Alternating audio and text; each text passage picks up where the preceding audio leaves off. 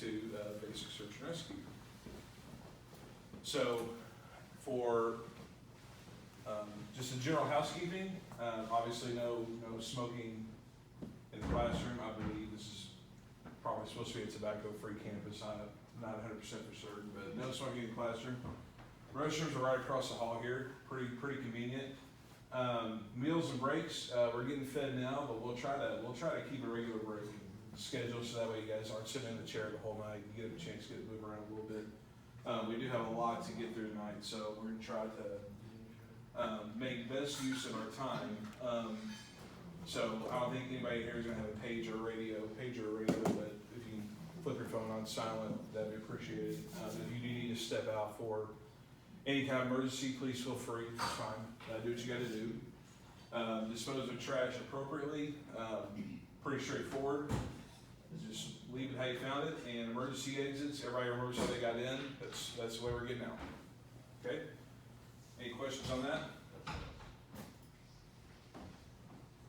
So this particular course, the purpose for this course is to provide you guys the information and techniques to make an individual and efficient ground searcher. So whenever we talk about search and rescue, there's a lot of different components of search and rescue. Tonight in the basic search and rescue class, we're going to be focused on giving you a great foundation on ground search and rescue, which is the most versatile and most used component of search and rescue. Everything builds out of ground search and rescue to the other specialized areas.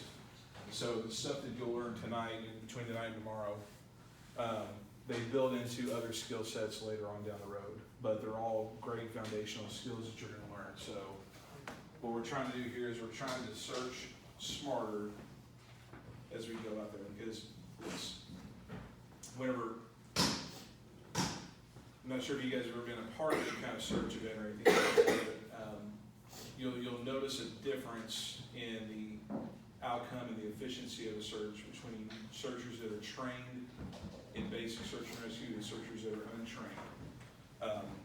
Not to start off with a story right away, but I've been on a number of searchers where we are called in later on after friends of family have had a chance to go out and look for an individual first. It's usually done very inefficiently with poor results, and a lot of times the individuals, while well-intended in what they're doing, they're destroying valuable clues for us, for trained searchers to come in. So the whole point of going through a formalized program like this is so that way whenever you go out and search, you are mindful of where you are and what you're doing and how you can preserve the scene as best you can.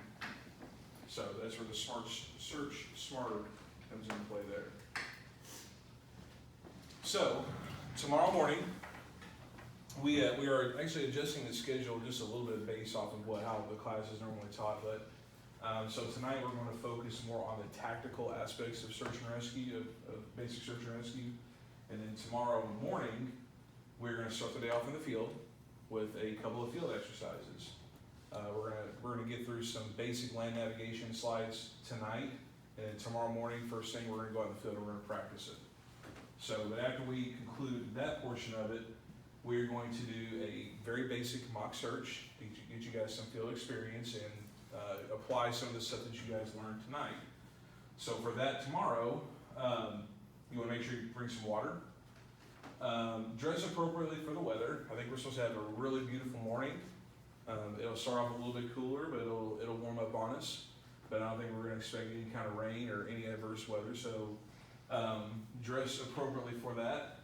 No tennis shoes. You want to make sure that if your footwear, you want to make sure it's closed-toed and something that gives you some ankle support, boots preferably, but you want to make sure you have appropriate footwear. The flashlight and the extra batteries, may not need it tomorrow necessarily, but in a real search, even if you're searching in the daytime, those are things that you want to take with you.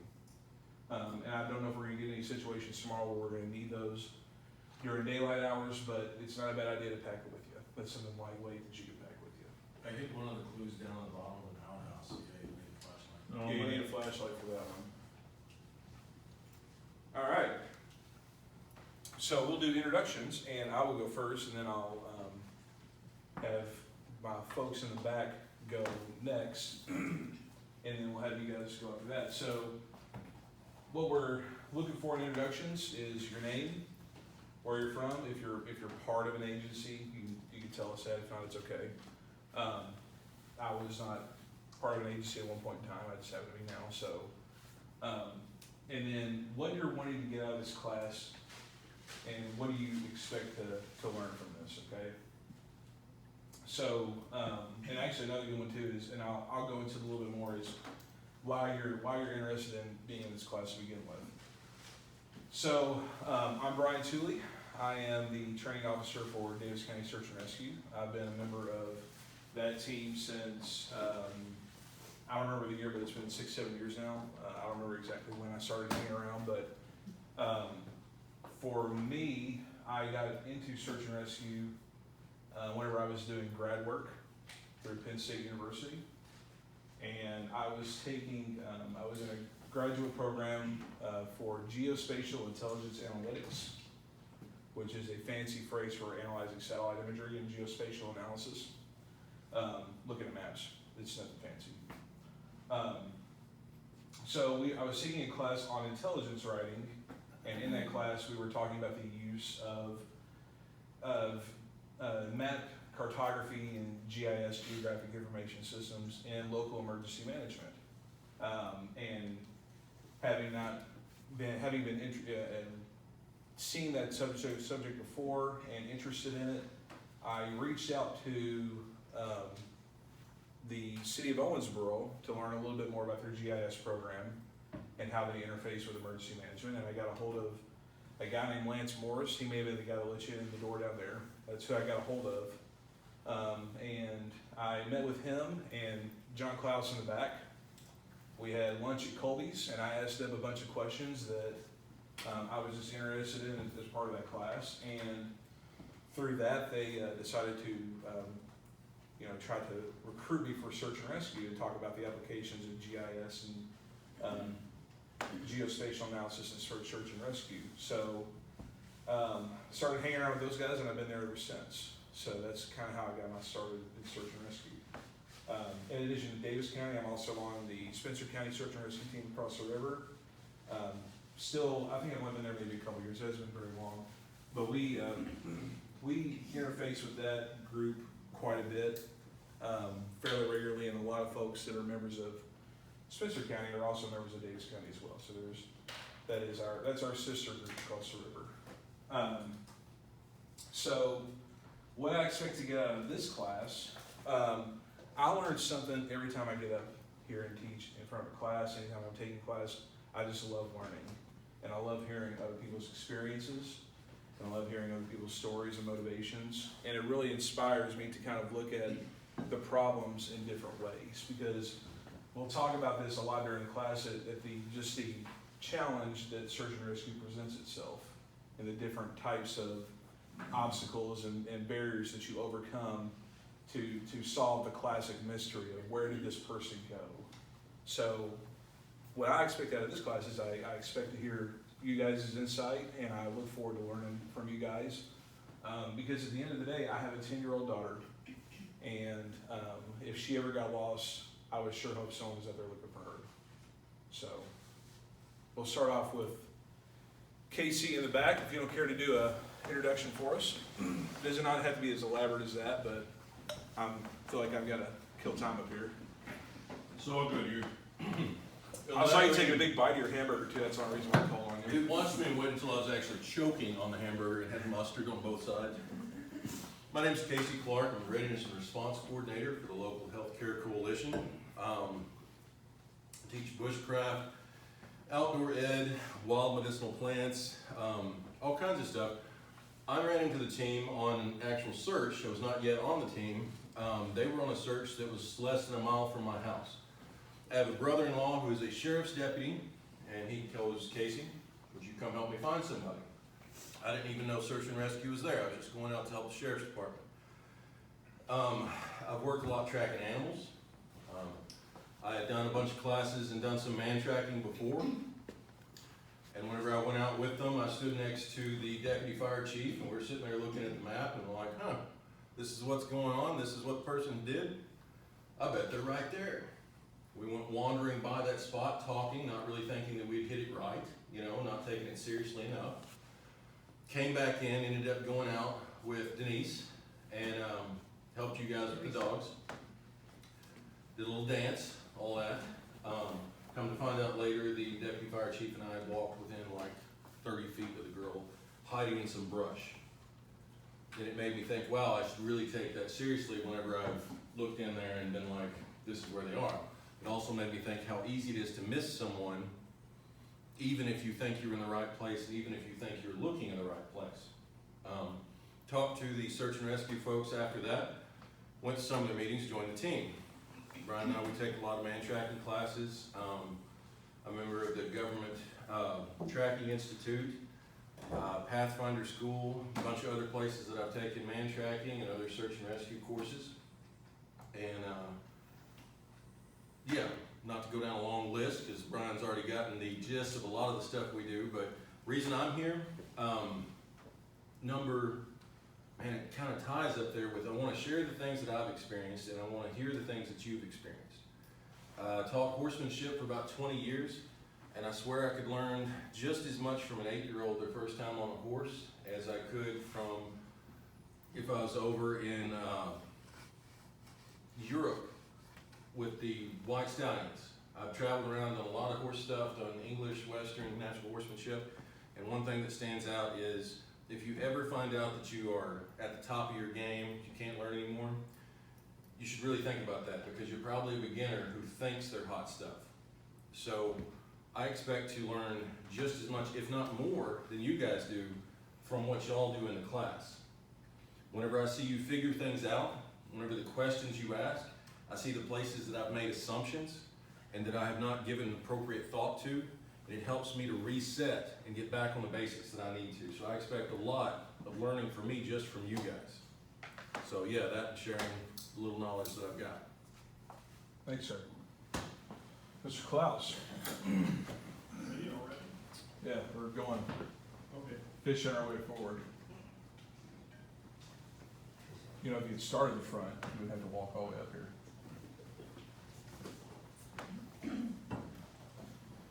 I'm John Klaus. I'm the Search and Rescue Coordinator for Davis County. I'm the Deputy Director of Emergency Management here in the county as well. You won't see much of me because I trust these guys, and so I'm going to put you on autopilot and let them have their way with you. Search and Rescue for me started in 1984, high altitude search and rescue out in Colorado. And just over the career that I've had, I've just been in the wrong place at the wrong time quite a few times, so I've had a lot of experience in the field and various and sundry go find the missing person situations. So the class that you're going to take here has got some good basic information. It's really designed just to give you a smattering of a lot of stuff, walk you through the process to get you checking the box for the state. The real learning comes when you come out of this class, join with the team, and actually start working and learning the different things, because although this is a 16-hour class per se, we can only touch on a little bit of this and a little bit of that. So to learn man tracking, you need to spend a day man tracking. To learn map and compass, you need to spend more time than we're going to be able to give you with that to be adequate with it out in the field. You'll do fine in the field problem that you're going to go through. You'll get enough of the nuts and bolts to get that through, so don't be concerned with that. But again, the real learning is when you get down to team level stuff where you're in small groups, well, you're a small group, but you get into a small group and you can ask questions and you're participating with what's going on, and it's a lot more hands-on in the environment. So I don't know if you all don't have any questions for me. I will vaporize and say Jim Huff, who's the team leader. Thank you.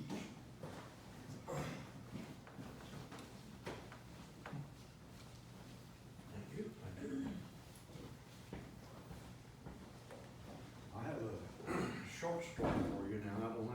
I'm a simple man, so when I was 18, 19 years old, I was drafted into the U.S. Army. I went to Vietnam. I was in the infantry. And my job over there was to hunt individuals and eliminate some problems. So that's what I did.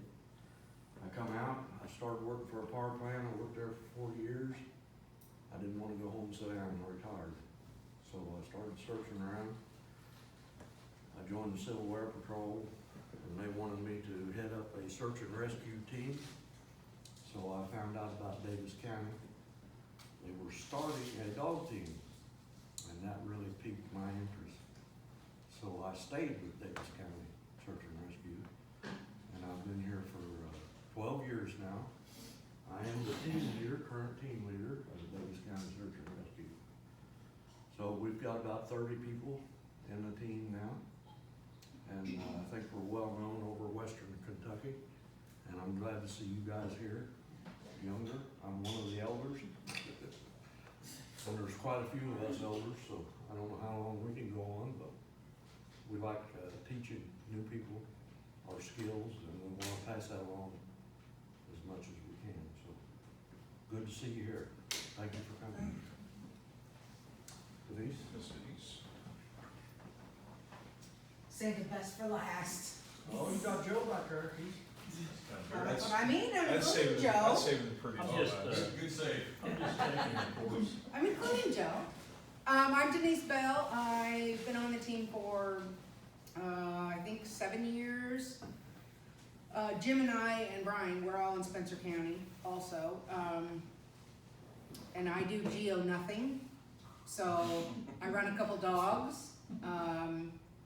I am the treasurer and secretary of the team, and I plan the Christmas party, and my husband gets all the food, and that's about that. That All I Christmas got. party's an important day though. That's, All I got. Retired school teacher. I am a retired school teacher. Thank you for that. Mr. Clary? Sir. Wow, just in time for introductions. Oh, great.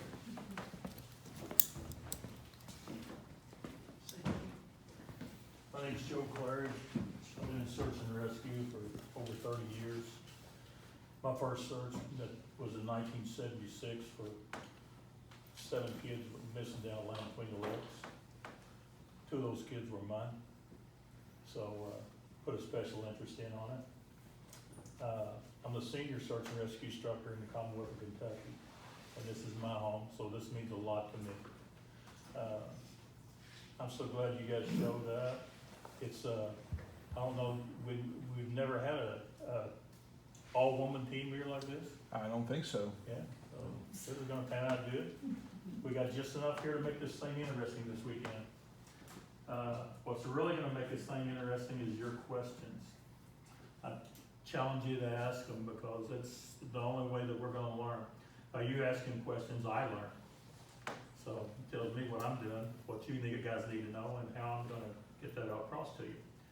It's gonna be a good, challenging weekend, you know. Like I say, we've got some rope work to do this weekend. We've got some land nav work to do this weekend. You guys will probably be operating as a team, 4-person team. So get used to seeing each other, and I'm gonna put you, like I said, I'm gonna put you in the field and do a little work. A lot of times we usually do that at night, but a lot of the instructional teams have been doing it during the day, and they seem to like that quite a bit. And anytime you got questions, ask them. I don't have all the answers, but I've got a few, and what I don't know, I'll find out for you. We good? Thank you. You're up. They did save the best for last. I am Katie Case. I've been a part of Davis County Search and Rescue since 2018, I think it is. Actually learning about search and rescue through our local CERT program, Community Emergency Response Training, and or team, Community Emergency Response Team, and search and rescue is one portion of that. And so I believe Jim and Denise were there that night, and I thought, well, let's go check it out.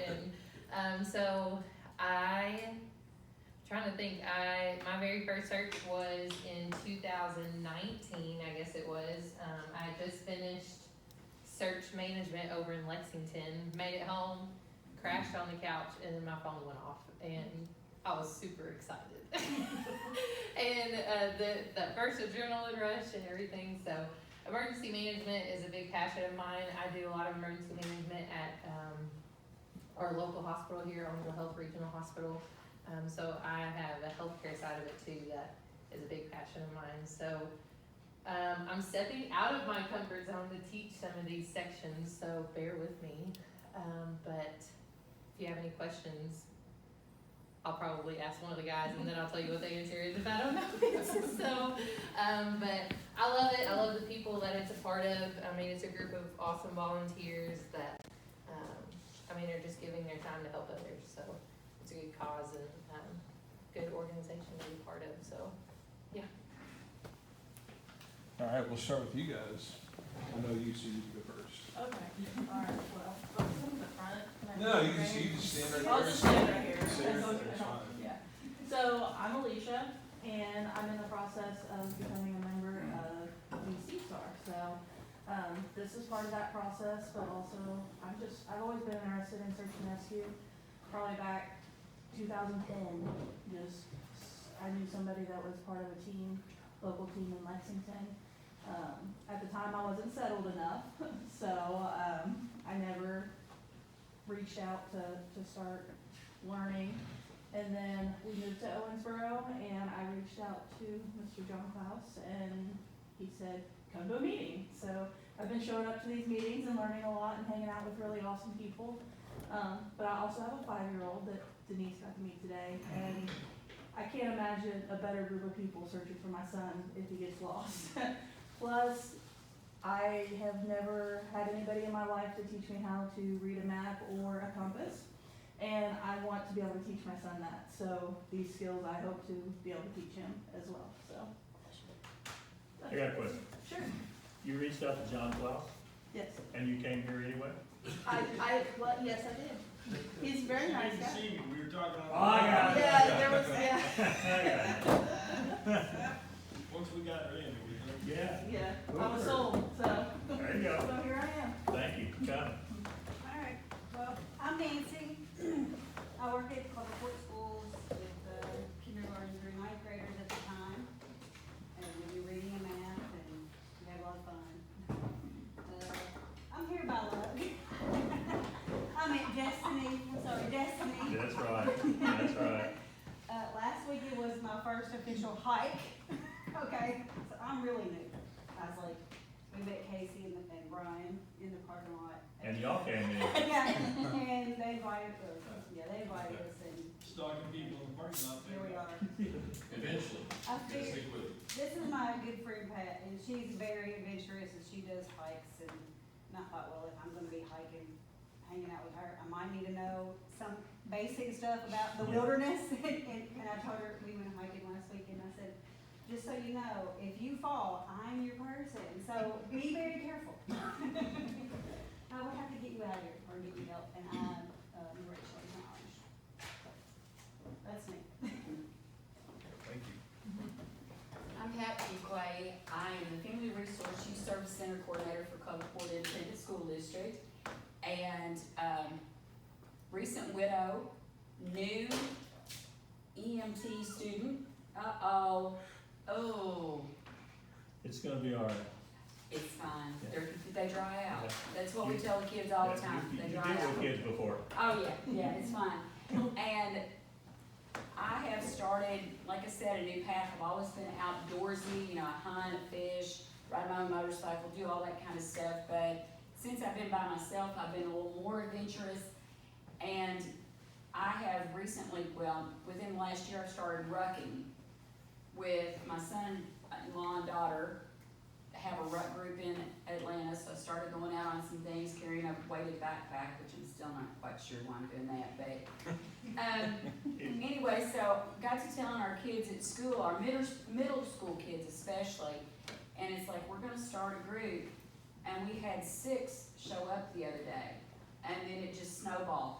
Well, well, do you think maybe we could ever go on a hike somewhere besides, you know, just around here? Yeah. Well, what do you know about camping? What do you know about, well, can you eat stuff out in the wild? And it has snowballed, and we feel like it's something we can offer the kids at Cloverport School by starting an outdoor adventure group. And you guys are gonna help us at least make sure they don't eat anything they shouldn't, and if they get lost, we can find them. That's what we've Or hired. at least not more than once. At least, there we go. But we did run into Casey and Brian in the parking lot, so, you know.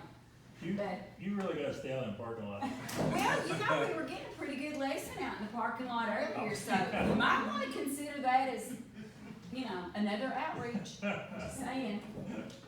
Parking lot class. Yeah.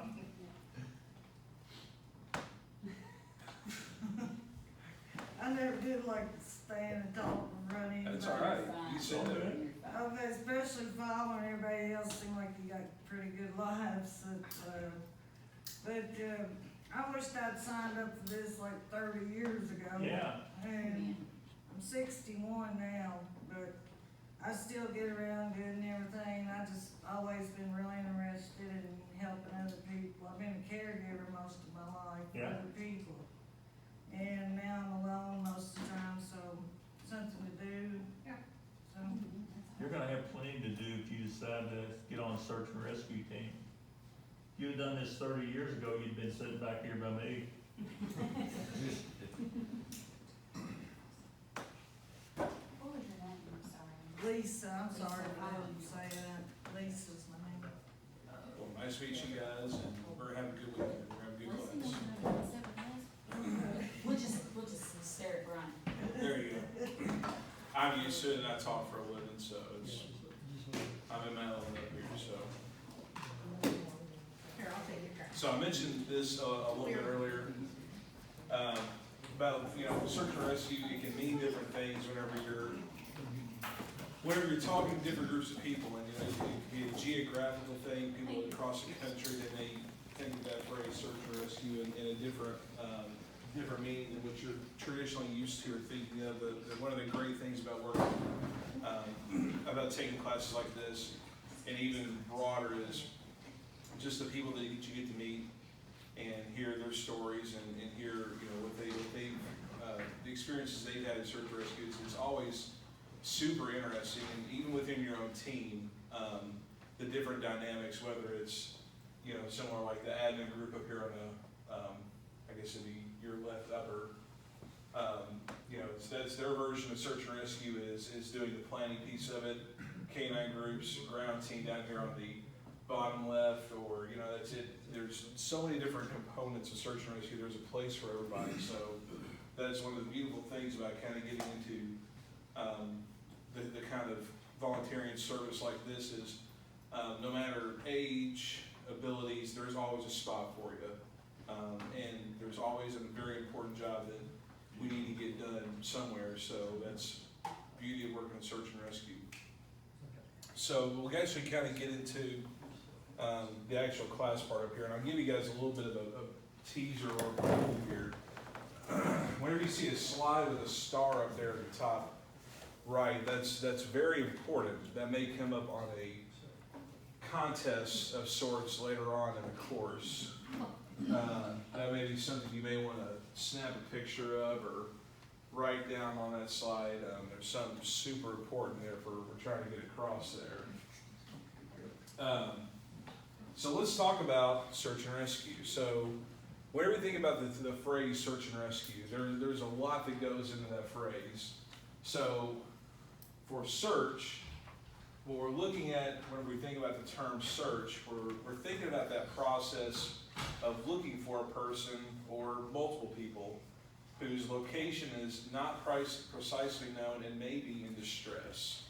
So someone is not where they're supposed to be, and someone has noticed that and bringing that to our attention, which is where the rescue part of the process comes in. And what does the phrase rescue mean? Well, rescue it can mean gaining access to a victim. We need to find them, we need to locate them, we need to be able to get to them. Then we need to triage and render the appropriate care of that individual. And then eventually, it's a little bit over here, but then eventually we need to transport that person to a safe environment. So the search part, to put it together here, the search and rescue term, that's the process of looking for a lost, missing, or overdue individual who may be in distress and rendering that care with the use of appropriately trained and adequate personnel. And this is something I talked about, going through the very first slide or so. And that's why you guys are here. You guys are here to get that kind of training. And while you won't learn everything you need to know from search and rescue out of this particular class, what we're trying to do here is we're trying to pique your interest in a certain, in this field, and give you the, instill the passion to continue and further your training and education on this. Because whenever you leave the classroom here, there is still so much more to learn, and every day that we're out there in the field, we're continuing to learn. But it all boils down to this basic concept right here of finding that person and giving them the care they need.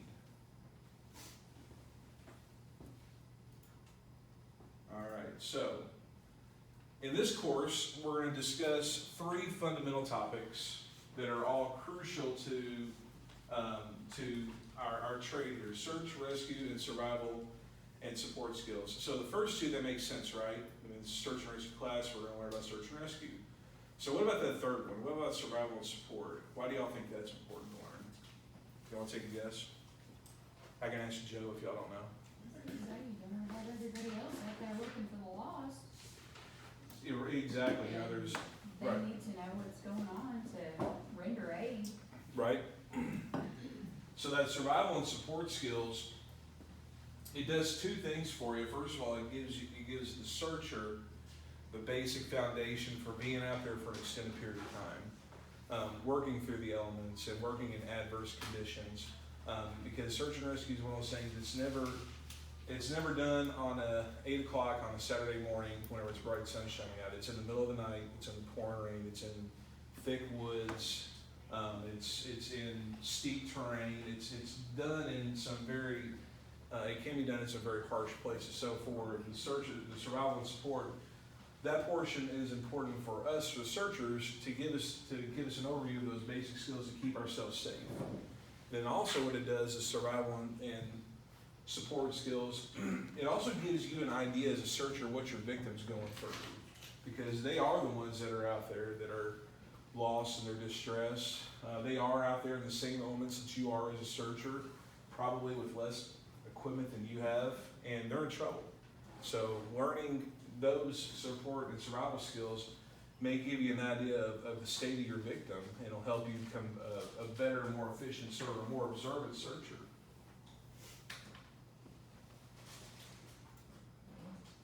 So, why we need search and rescue, I've already kind of, we've talked about this just a little bit, but I mean, it's a much needed service for the community because, for my own personal example, again, I've got my 10-year-old daughter, and she is currently right now hanging out with her 10-year-old daughter, and if those guys were to get lost, I'd sure want people out there looking for them. But I mean, we need search and rescue because we need people that can, with a particular skill set and the know-how to go out there and efficiently and effectively search an area. They need to know how to support themselves, and whenever they finally get to somebody, they need to know how to render that aid. So it's important because there's so many different emergency services out there that all of them, they generally touch areas that are like search and rescue, but search and rescue itself brings its own unique skill set, and that's where we bring our value to the table from an emergency services perspective. Just a little bit of, again, why we need search and rescue. 45% of Kentucky's land masses are woodland areas, and it's here in Western Kentucky. It doesn't take you that far. You don't have to go very far to go out there and start finding large patches of woods or big open fields or someplace where someone, if they're not familiar with that area, they can get turned around pretty quick out there. Luckily in Kentucky, we usually have enough roads to where people, they don't have to walk too far to find a road, but there's some areas where it may be a little bit tougher, and in some instances, the person may not have that ability to get to a road or get to safety, and they may be down in the woods somewhere, and so we have to get out there and find them. So in addition to the land masses, there's a lot of navigable waterways. There's a lot of different ways to get around. A lot of areas where people can go get stuck somewhere. A lot of attractants out there where someone may be trying to go somewhere and get to do something, and they just end up in a bad situation. So that's where that specialized training comes in. And the last bullet point here, natural disasters require SAR personnel to have specialized training. I mean, you can look no further than this past winter with the tornadoes down there in central Kentucky. So we were called in to go down there and assist on several missions down there just in response to that disaster, ranging from Denise and Jim were out there in the middle of the night, just after the tornado had gone through, going through the initial sweeps of residential areas, just trying to find people, and then ultimately concluded where we were doing a massive line search across a whole swath of the damage path. Again, just making sure that we've left no stone unturned whenever it comes to finding someone who was lost or unaccounted for, because at that time, we were still looking at 100 plus unaccounted for down there in Dawson Springs, and we were using our skills and training to make sure that everything is sufficiently covered. And one of the cool stories coming out of that was, well, there's a couple cool stories there. On the day we did the line search, they gathered everyone up in the staging area. All the other teams, there was quite a number of people there, a lot of fire departments and other emergency services.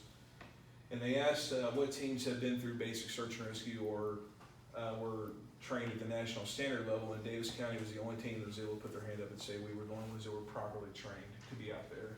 So for us, that was, pretty cool. That was a pretty cool feeling, not only that we were the only ones, but I mean, the whole operation was hinging on our abilities to apply our specialized training to make sure that things were run efficiently and effectively.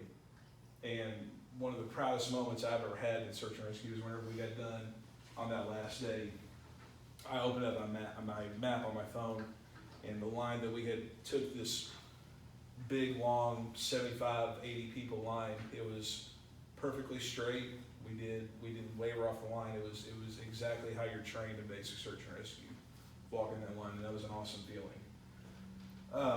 And then to follow that up with the second cool story,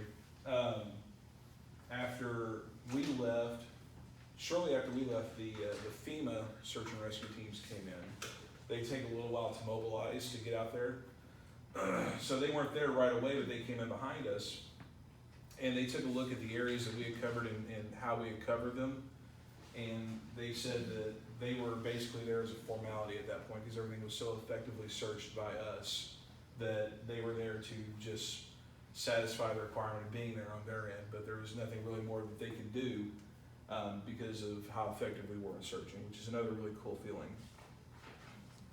So it's not every day you run into those situations like that with the natural disasters. And I hope not to ever have to do it again, but you never know. So you gotta have that specialized training. So search management is information management. There's a lot of information that comes in that needs to be processed and then turned into outputs out in the field. So it begins with the theory and philosophy of a search. And that's something we'll talk at quite a bit of length to in this class. We'll talk a lot about theory, and then we'll get a chance to apply a little bit about in the field tomorrow. We're going to talk about search skills and resources. Again, just the basic tools that you need to have to go out there and be an effective searcher. And then how we're going to apply those special tactics in the land operations. Again, we'll talk tonight. We're going to be heavy on the tactics because we're going to start tomorrow with a field exercise. So you get a chance to kind of see that firsthand. Just a little disclaimer, we will work on knot tying at some point during the course. And we'll talk a little bit about patient packaging, but this rescue session is not intended to teach anyone how to perform perform any kind of rescue. This is just to introduce you to the topic and give you a basic idea of the skills that are needed there. We won't be doing any rappelling, which is good because I cut up my webbing. Now I can't make a harness right now, so. And I then, got some webbing, if you need a harness. I appreciate that. You gonna tie for me? I can. So the primary purpose is to educate you guys on those rescue situations and then familiarize you guys with the terminology and equipment that's used for those rescues. So the survival and support piece of it begins by asking and answering some of the few basic questions about search and rescue. And these are things that, you know, we'll touch on as we go throughout the course, and we're not going to drill down to each of these too much right now, but these are things we'll be answering later on. But, you know, understanding exactly what search and rescue is, and then where do you fit in with that? What role can you bring, can you have on a team? If you're not able to go out into the field regularly, what can you do at the command post to help out? Because there's a lot of jobs needed there that need to be filled there as well. Whether it's something as seems as complicated as running a radio or running a mapping program, or quite honestly, hauling water around, because that's as crucial a job as anything out there. Going and talking to the family or going and gathering information. Those are all super important roles that we need to be able to fill. And that's an opportunity for you to learn a little bit more about those skills. What's expected out of you, we'll talk about that quite a bit. Getting involved, I mean, you guys are already doing that by being here, and we'll talk a little bit about the overview of how search and rescue works in Kentucky. So the course material here that we're going to talk through, it's pretty universal around the world. It's based off of the same national standards that they still teach today. I've taken this course before, obviously, taught it a handful of times, and then I've also taken the national level courses as well. A lot of this information is the exact same information they teach up there. So the information that you're getting out of this course is as good as it gets in terms of a standard is concerned. The only difference is, you know, we do a little bit more classroom here. We get a little bit of field work in, but whenever you get to the national levels, it's a little bit more emphasis on the field stuff. So in terms of where this course is limited, again, John touched on this earlier whenever he was up here talking through his intro, but this course is basically designed to give you that minimum level of standardization and training. It's basically just to introduce you into the world of search and rescue, and the information that you learn here will transfer over to your further education and your further training as you go along. This gives you the foundation, it gives you an understanding of what else is out there, and then it's up to you to go out there and seek that training and learn those skills. So we're going to be doing a handful of things: classroom lecture, field exercises, field instruction. We're going to be doing all of that this weekend to give you guys that overview. So we'll go ahead and jump into the next section here. And I'll caution you ahead of time, the slide deck here, the chapters in the slide deck, they don't quite correspond to your book. The books you have in front of you are from a different version. It has the same information, just the chapters won't be quite the same. But we'll give you guys just a little bit of overview of your responsibilities here. So the National Search and Rescue Plan assigns inland search and rescue and recovery coordination to the Air Force Rescue Coordination Center. This agency coordinates requests from states and local search organizations with federal resources to assist in searches. The purposes of going through this, guys, is to kind of give you an overview of the different levels that are out there for search and rescue, the different resources that are available. And it's at the highest level, there is a national search and rescue plan that is coordinated by the Air Force. So it all kind of stems from there. And then under the National SAR plan, whenever we talk about water rescue, that falls and is delegated to the U.S. Coast Guard, which makes sense, right? They handle water stuff. So for Kentucky in particular, a little bit of the legal background, KRS Chapter 39F, which you'll hear us refer to a number of times in this course, because that's kind of our Bible that we abide by for search and rescue in Kentucky. But this particular revised statute requires the Division of Disaster Emergency Services to have a state SAR plan, to have a state SAR coordinator, local resources for searches, and collect data with regard to those searches. So this kind of gives you a little bit of the hierarchy of how things in Kentucky work. What about that last bullet point there, the collecting data with regards to searches? What do you think they get? What do you think they do with that data? Any ideas? Why would that be important to gather that? To see if your training and such is effective, see if they're effective. That could be part of it, absolutely. One of the really cool things that they do with that data is they send it off and it gets reconciled with other data from other searches from around the world. And it's compiled into different databases where they analyze the data. And so that way they can start to look for particular behaviors out of certain individuals, or look for specific traits or characteristics based on age, mental condition, what activity they're doing, and then they provide that, they give that back to you as a searcher in different courses, so that way you can start to effectively plan your searches better. So it's a really cool concept, and especially if you're a data person like me, just understanding the work you're doing out there in Kentucky, it is being fed into a bigger spectrum of other data that's shared with searchers from around the world, and it helps us plan for searchers better in the future, kind of that search smarter that we saw earlier in the slide deck. So the KRS 39F requires each county to have a county SAR plan, which of course we do in Davis County, have a county SAR coordinator who you just met, John. John is our county SAR coordinator, and designate agencies to conduct search and rescues in the county. So for Davis County, it's Davis County Search and Rescue. We have an affiliation agreement with the judge executive, so every county has its own designated agency or organization that performs search and rescue for that county. So you gotta be official if you're gonna do it in Kentucky. So the motivation of a SAR worker must be consistent with the motto that others may live. That's what we're looking for, right? I mean, so that's why we're out there.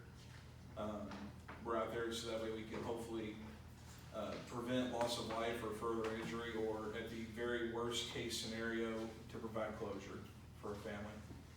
That's the absolute worst case, but that's an absolute reality in what we do. Sometimes you're not always going to have the outcome that you want, but the overall mission of providing closure for that family is of the utmost importance to us. So even if we're out there knowingly looking for deceased individuals, we know that we have that mission in mind.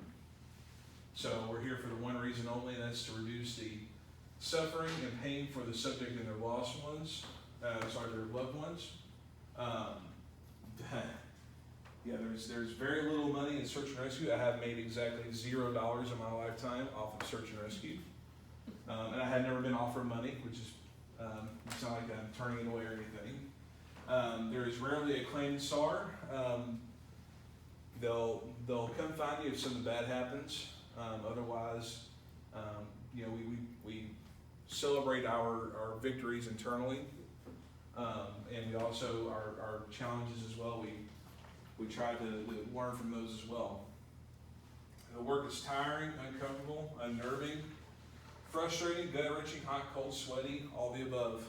It's quite a bit of work, and it's not always the most pleasant. Like I said earlier, nobody goes out on a search. Nobody gets lost at 8 o'clock on a Saturday morning whenever it's beautiful outside. It's none of that. It could be number 4 here, where it's in the middle of the night, a weekend or holiday.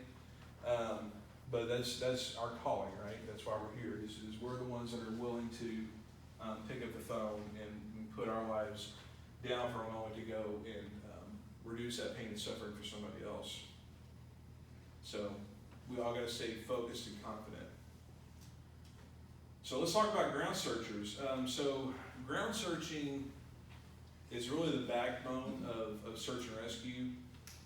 Having competent and capable ground searchers are really the foundation of any search, despite the advantages of some specialized resources, which may get impacted by certain conditions, weather conditions, search areas.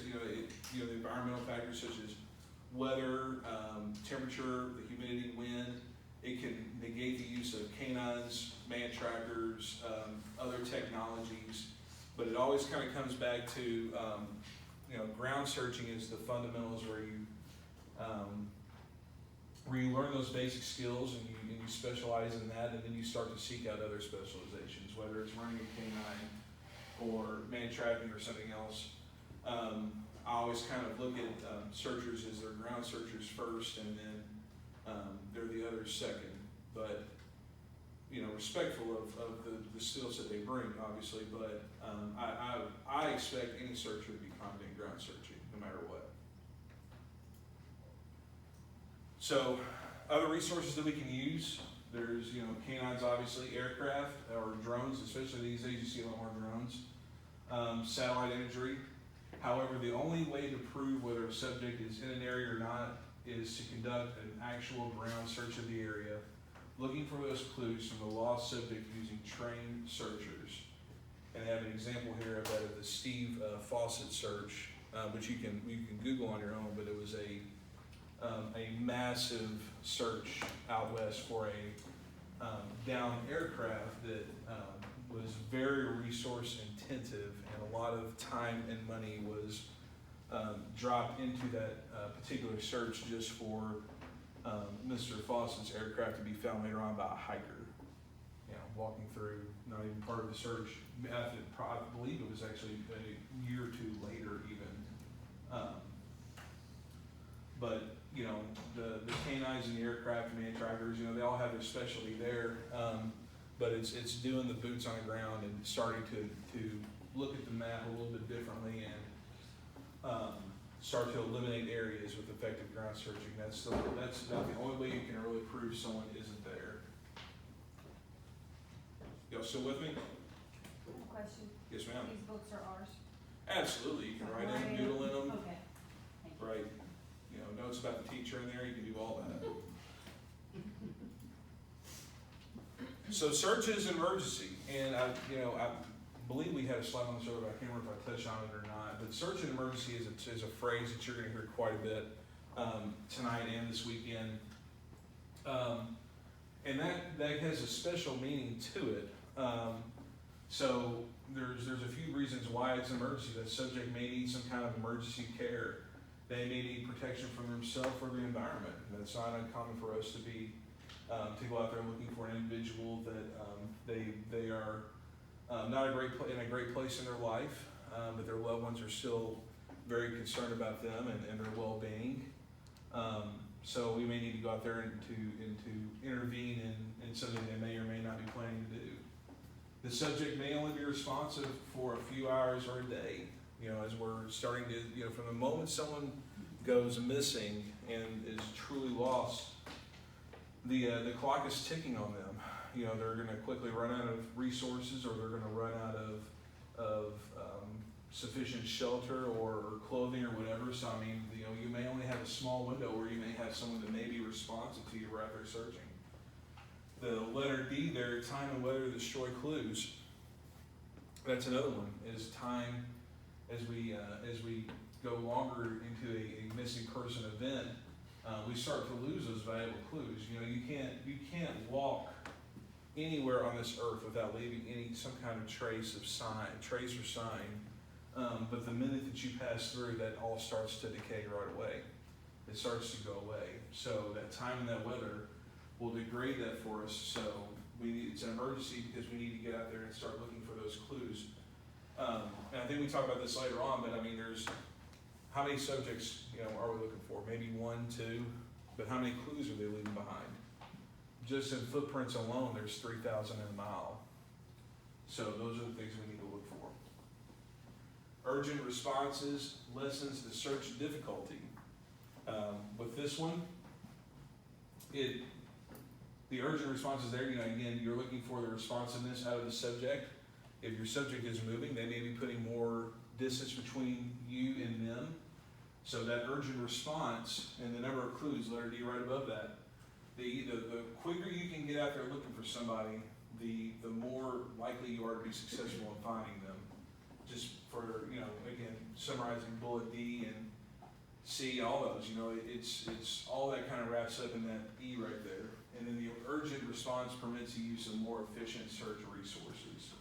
Again, you can get out there, you can understand the scope of the challenge that we're looking at, you can mobilize the efficient resources that we need to accomplish for that mission, and we can put them to use out there. So urgent response, you can get more people involved and get those resources in quicker. So search is a classic mystery. So whenever you think about a search and rescue, whenever you're looking for a missing person, there are a few knowns at the onset of a search, but the one thing that we know for certain is someone is not where they're supposed to be. So the SAR process of investigation, information management, and reasonable deduction, and getting that information out there to the field, to the teams in the field, that's where we really start to unravel the mystery that we're trying to solve here, is what exactly happened to this individual and where are they? So we're searching for the clues and the subject. You know, I mentioned this just a minute ago.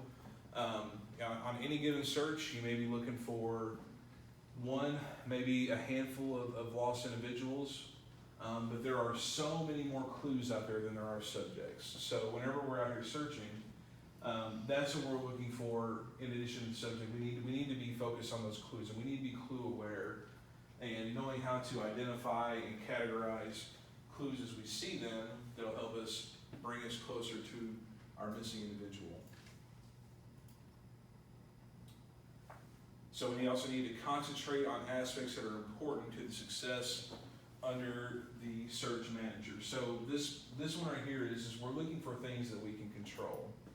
So one of the crucials of search and rescue is understanding what is in our control right now and applying the resources towards that. So something that, for example, kind of coming at it from a search and management perspective, you may have a lost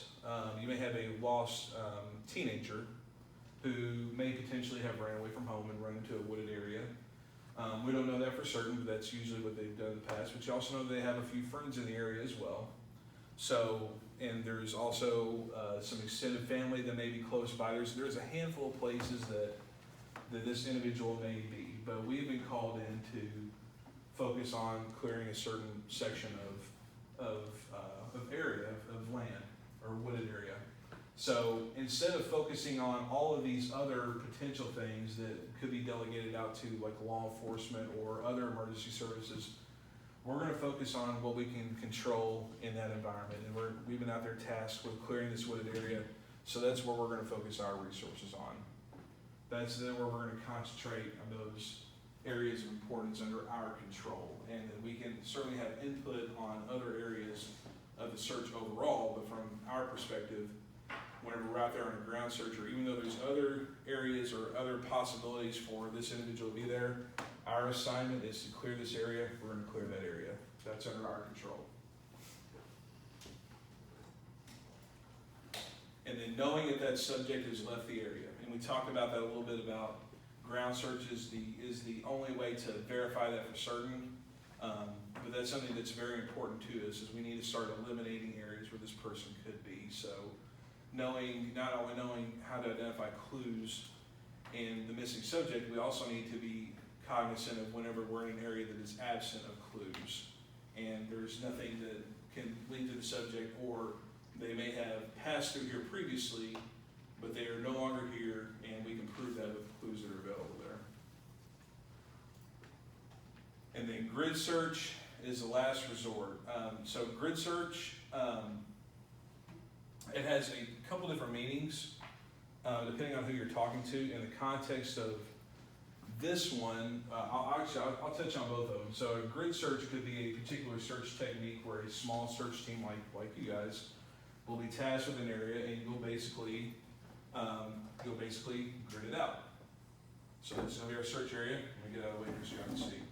So this is going to be our search area. So grid search here for us could be, we start here, and we're going out here, and we're just clearing the area. Okay? So that's one particular type of grid search, but the reason why it's the the method of last resort is it's very destructive whenever we do this. If you don't have competent searchers performing this work, even if someone did pass through here,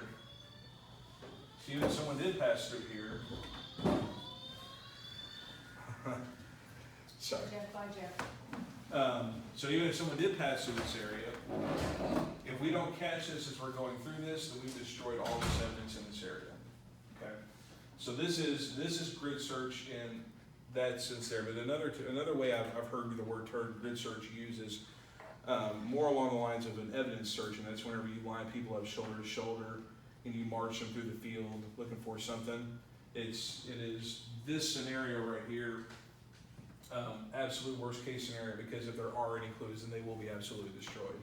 And you will not have another chance to recreate or replicate that particular area in the way that someone may have passed through it. And so that's why it's the choice of last resort, because whenever people go through, that area is no longer usable for an efficient search perspective. And then search management is information management. There's information that's coming in from the command, coming into the command post. There's information that the field teams are bringing in, or sending back in, and it's just being able to parse through that information, identify what's important, and focus those resources appropriately. So let's talk about professionalism. So SAR workers must understand exactly what is expected by SAR managers and leaders. The acronym FACTS was devised to convey these expectations. So our P in FACTS stands for professionalism or proficiency. And that is where we need to make sure that we are performing our duties in the most correct and appropriate manner possible. Whatever the standard of care is for us, that is the standard that we need to be operating at. We make sure that we are sufficiently trained and know what we do well and executing appropriately, but it also means that we are dressing appropriately, using the correct terminology, language, and we're just operating in an overall professional demeanor, because there's always eyes that are watching us, and we're always we're out there to perform a service, and quite frankly, it's some families probably one of their worst days in their life if we're out there looking for somebody. So we need to make sure that we're acting appropriately out there for them. So our H is humility, showing awareness of one's shortcomings. So humility is another great one here. There's obviously going to be times where you are not the most intelligent person in the room, and on any given day you may be thrown a scenario where you've never been stressed or seen in that manner before. So just being understanding of and aware of any time that you do come up short, you want to take that in and use that as a learning opportunity and use it as something as an instance to get better. So don't talk about doing a good job, just going out there and letting others be the judge. You don't need to go out there and brag about how great of a searcher you are. You just go out there and do your job. That's what we're here to do. A is able, capable of performing both physically and mentally. And this particular one, it all depends on what your role is on the team. So if you're expected to go out there and be a ground searcher or a canine handler, where you're running behind a dog for an extended length of time, you make sure that you're physically able to do that. But if you're operating in the command post or doing something there, just making sure that you are fit for the role that you are performing on that team, both physically and mentally, because it's going to be it's always a mentally stressful situation. As Katie was mentioning earlier, getting that phone call, your adrenaline starts running and different things start running through your mind, and on your way out to a search, running through all the different scenarios that maybe you may be encountering whenever you get there, trying to figure out what you know, what you can apply quickly on the fly. Just making sure that you're mentally sharp on doing what you're able to do, but also being able to take in what the situation gives you. one of the challenging parts of this work is whenever you do run into a negative outcome, and if you're not mentally prepared for that outcome, it could be tough for you. Even if you are mentally prepared for it, just understanding that even if you are mentally prepared for it, just understanding that everyone's human and everyone's going to react to a certain situation maybe differently than they thought they would, and just being okay with that, and then being able to raise your hand and say, I need some help, and someone being able to get that for you. So I mean, it's all part of it. And I was told at one point in time by a searcher, it was a tracker. He said there's always going to be one search that haunts you. I haven't had that yet, but it's one of those things that kind of lingers in your mind.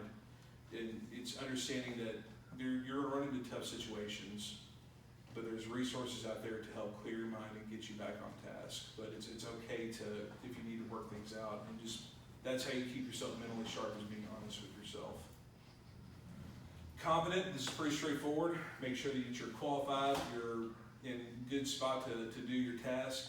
If you're doing rescue, make sure you're qualified for rescue. If you're doing search, make sure you're qualified for doing search. That's where putting that training, that time training in comes into play. We do the BSAR class this weekend, but after that, you're going to continue your training journey on your own.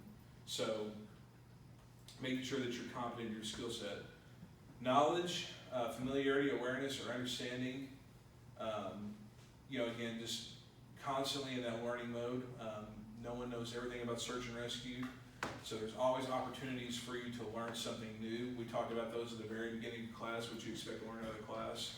And I think all the instructors in the back said the same thing. We're here to continue our own education because we look forward to hearing your perspective, but just, becoming familiar and aware with not only your skill, but search and rescue as a whole.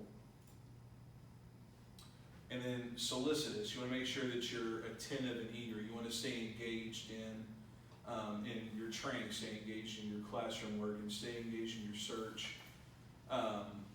That sort of nature right there. Are you the first to get going whenever you get somewhere? Are you going to be able to, whenever you get on a search, are you looking to get told what to do, or are you going to take initiative and start doing things that need to get done? Stuff like that. So we talked about this already. Physical and mental fitness. It's all about whatever role you plan to serve on your team, but you got to make sure that you're prepared for being peak performance in those less desirable conditions. It's the worst thing that you can run into out there in the field is that situation where you're in a spot where you either physically or mentally can't overcome the obstacle, and it's very painful to watch someone out there that's trying, but they are either physically or not. They're either not physically or not mentally where they need to be to get the job done. That's painful to watch. So it's all about being honest with yourself, but it's also about keeping refining that skill set. Take those opportunities to get out there and do whatever physical or mental activity you need to keep yourself in peak performance for the role that you serve on a team. So your physical conditions, So physical conditioning for the SAR worker could include, there's a number of things, and these aren't new things for you guys, but these are just basic body movements that how they translate to the search and rescue world. They're all important things if you're out there moving around in the field, because you're going to be out there moving around obstacles, or you may be stepping over. Around through obstacles. Whenever we were down there for the tornadoes, the line search there, we were walking through the path of the tornado path there, and so it was every bit of 300 yards of just absolutely mowed down trees that we're walking in and out between over. Those are definitely a very challenging walk on there, but just making sure that as you go through and continue to work on your physical and mental fitness, that you're keeping these things in mind whenever you're doing that. So if for no other reason other than pure survival, physical fitness is required for field workers in SAR, and the one in blue there is what I was hitting on earlier. Worse than being in poor physical condition is thinking that you are and you're not. That's the worst thing, and it's very painful to watch someone go through that realization. And then last slide on this module, then we'll get up and take a break here. If you've been drinking alcohol or doing your recreational fun time stuff, which has impaired your ability, do not respond to any kind of a search mission. It's okay to sit it out. You're obviously living your life, and search and rescue, you can be called at any time, but you shouldn't let that rule your life. You should still enjoy life the way that you choose to enjoy life. But if you ever do take something that may impair your ability to respond, just again, being honest with yourself, say, sorry, I gotta sit this one out. It's okay. So, any questions on this one, guys? I know there's a lot to cover there, then we'll kick it over to the next instructor, but any questions on that? Let's take 5 minutes or so to change slides, get up, take a drink, and then we'll keep it moving.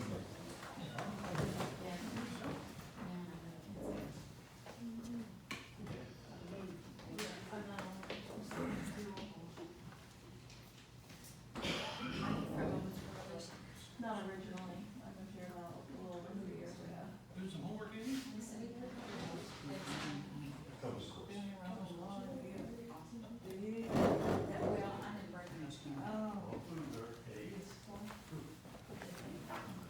I think it's been back up here. Because I was like, yeah.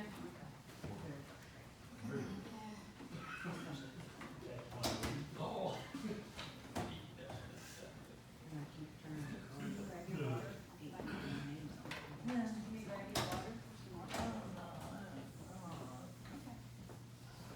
Who's up next? Katie was up next. What you got there? No, you're next one, I'm next. While they're in this is- I have responded to a search in the initial written. Get a little thing Oh, I goes see, in here. yeah, and I have church area. Oh, you're drinking smart water, you'll be all right. This is my last one, this computer. It's fully out. So working on You'll be it. fine, it's only 4 people.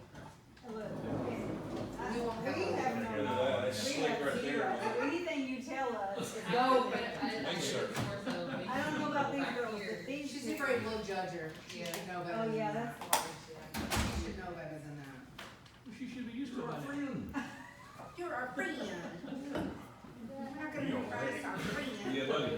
Tell us over, tell This us next over. couple should We be. might, we Yeah. might, Yeah. They'll harass, for sure. we might. I wouldn't love them though if I didn't. We won't harass you in front of these ladies, Oh. but We'll you do know it what? for 'em. When they're gone, game on. What the world? Casey, please. That should explain it. Casey. Everything you say is true, in fact. Oh, Katie, messing with your stuff back there. next thing we'll go. Are we being recorded? Okay, we are hanging in there. I don't know, I'm a little disappointed that we're not going to repel. You're gonna just want to repel? You know, we were on We a can make search that one time. happen. She Would doesn't do that, she does. We were on a search one time and I I'd told say, John, I said, if I do it, it's gonna be called refalling. There's no repelling I involved. told her I'd be her cheerleader at the bottom. Yeah. You go ahead, I am all, they just, like I said, that's on her list of things to do. Ugh. yeah. Got a whole lot of. I was in that mental state the other day, going up the, oh, trying to figure out if you're oh, physically I or didn't make it, mentally my fit. mental, Oh, yeah, Yeah. we ended up back at Jeffrey's. How was it? How was that hike? At Jeffrey's? Oh, sorry, Rudy. Rudy's was closed. Oh, it was? Yes. It rained, it must have Oh. rained. yeah, it had rained. Anytime a cloud comes Pretty over, close. it's closed. Pretty mine's closes when it rains out. Oh, that's a bummer. Jeffrey's is pretty tough too. I don't Oh, know if yeah, it's but- that I don't either, so I've never seen them closed. I don't know, I'm going to the close out. You could have shared that info. Well, now that you show up to the class, now we know you're cool, we'll take it. Alright, fine, we get the secret handshake, I'm good with that. You heard about my kid about Do you live, you don't live here in Davis County, you live in Brett County, right? Yeah, we go over there. When I was talking, I'm taking the EMT class, the basic So again, EMT class at Breck For Central. defending the One kids of you get in the trouble. One of the basic EMTs now is taking the advanced, so he's like my study buddy, my go-to guy. And he was telling me, I said something about search and rescue, and he's like, oh, what do that? I said, you gonna do a class? He Yeah. said, yeah, this summer. I said, going to one on the weekend. He's like, so Yeah. if you go there and you really like it, would you be interested here? And it's like, yeah, because Nancy and I wanted, not one of our, one of our former students, Yeah. took off Monday night, and they just found him yesterday, night before. Yeah, whenever we go to Breck County, it's always a kid. Really? What? It's, Well, this one, you know, But I didn't know they had a ground team. well, I Now, don't the know. golf team, Yeah. Tony Told me nothing about that part, so you didn't tell me about Goodwin. Did you know Tony? Because she was the second, Tony Goodwin? spell it out for a Tony second. Goodwin, I know, Angela Wheatley. Yeah, I read Right, it. and you're like, And, UCK, and Sam's like, oh my But god. this is, I think, Small part farm of, owner. maybe through It's part just of like the so fire great. department You know, at I talk to Hartsburg. everybody about how we see a fire parades, but probably That's to Judy use the Braun. appropriate She language. runs with grass bloodhounds. It's a little Right, lady she was there there. that's freaked out, because she's like, No. oh, it's gonna kill me. But I didn't know they had a ground team. Well, Yeah. I'm gonna go with the assumption they did because, it's the local fire department, Hartsburg, because it's their day. Yeah. It's just a matter of time. And that's where It's she a matter of lives in time. Hartsburg. But yeah, so I think we just But looked at that's that still and Breck said, County, isn't it? That's no, man, racist. that's That's right, racist. Mark Craig Jake and both It spoke is. out, and Sam was like, Yeah. well, that just got a lot deeper. We all know this word. All right, y'all ready? That was the first seminar. I went to. Miss Katie's gonna take over the next couple modules here for us. Mine are quick and short and sweet. There you go.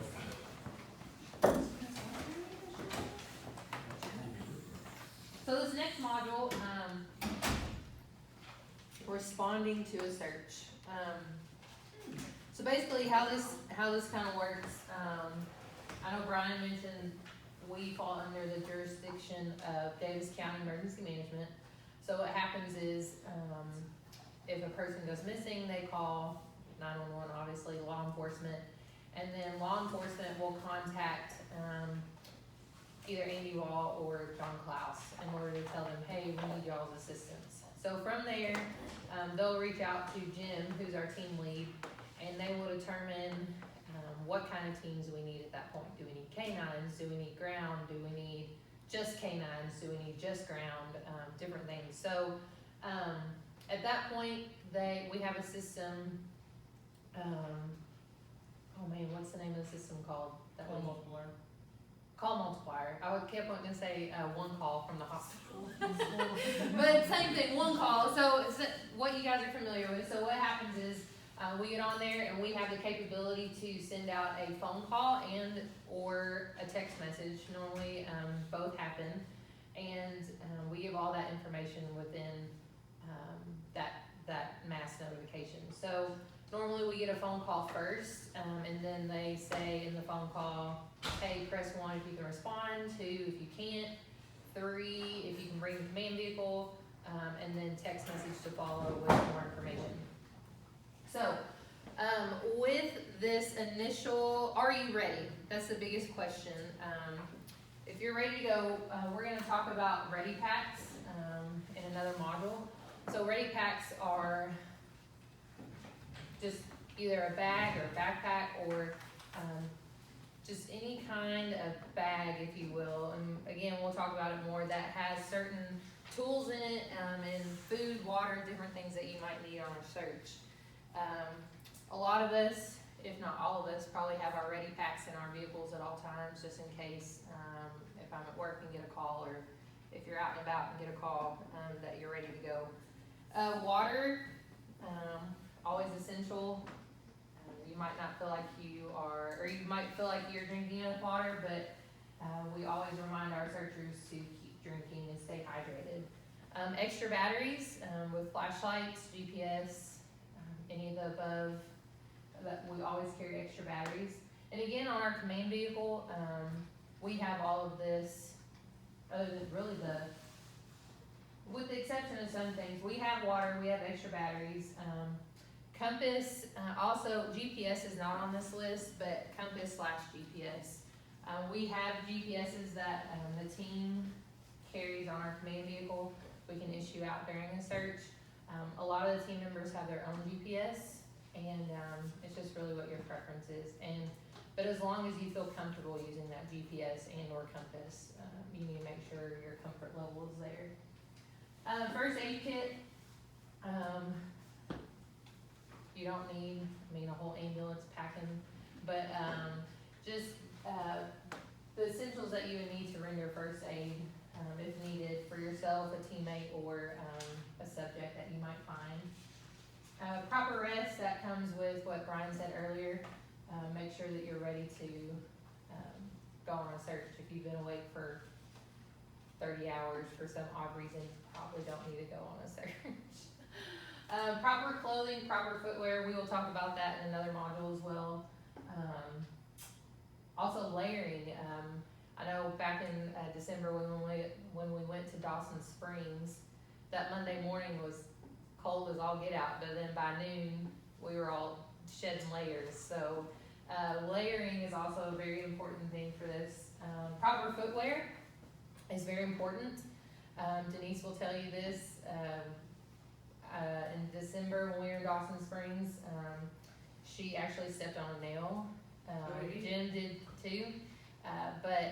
And those are rare circumstances for us, but proper footwear in general, where you have ankle support and different things where you're walking through different terrains. So your vehicle fueled up, including our command vehicle.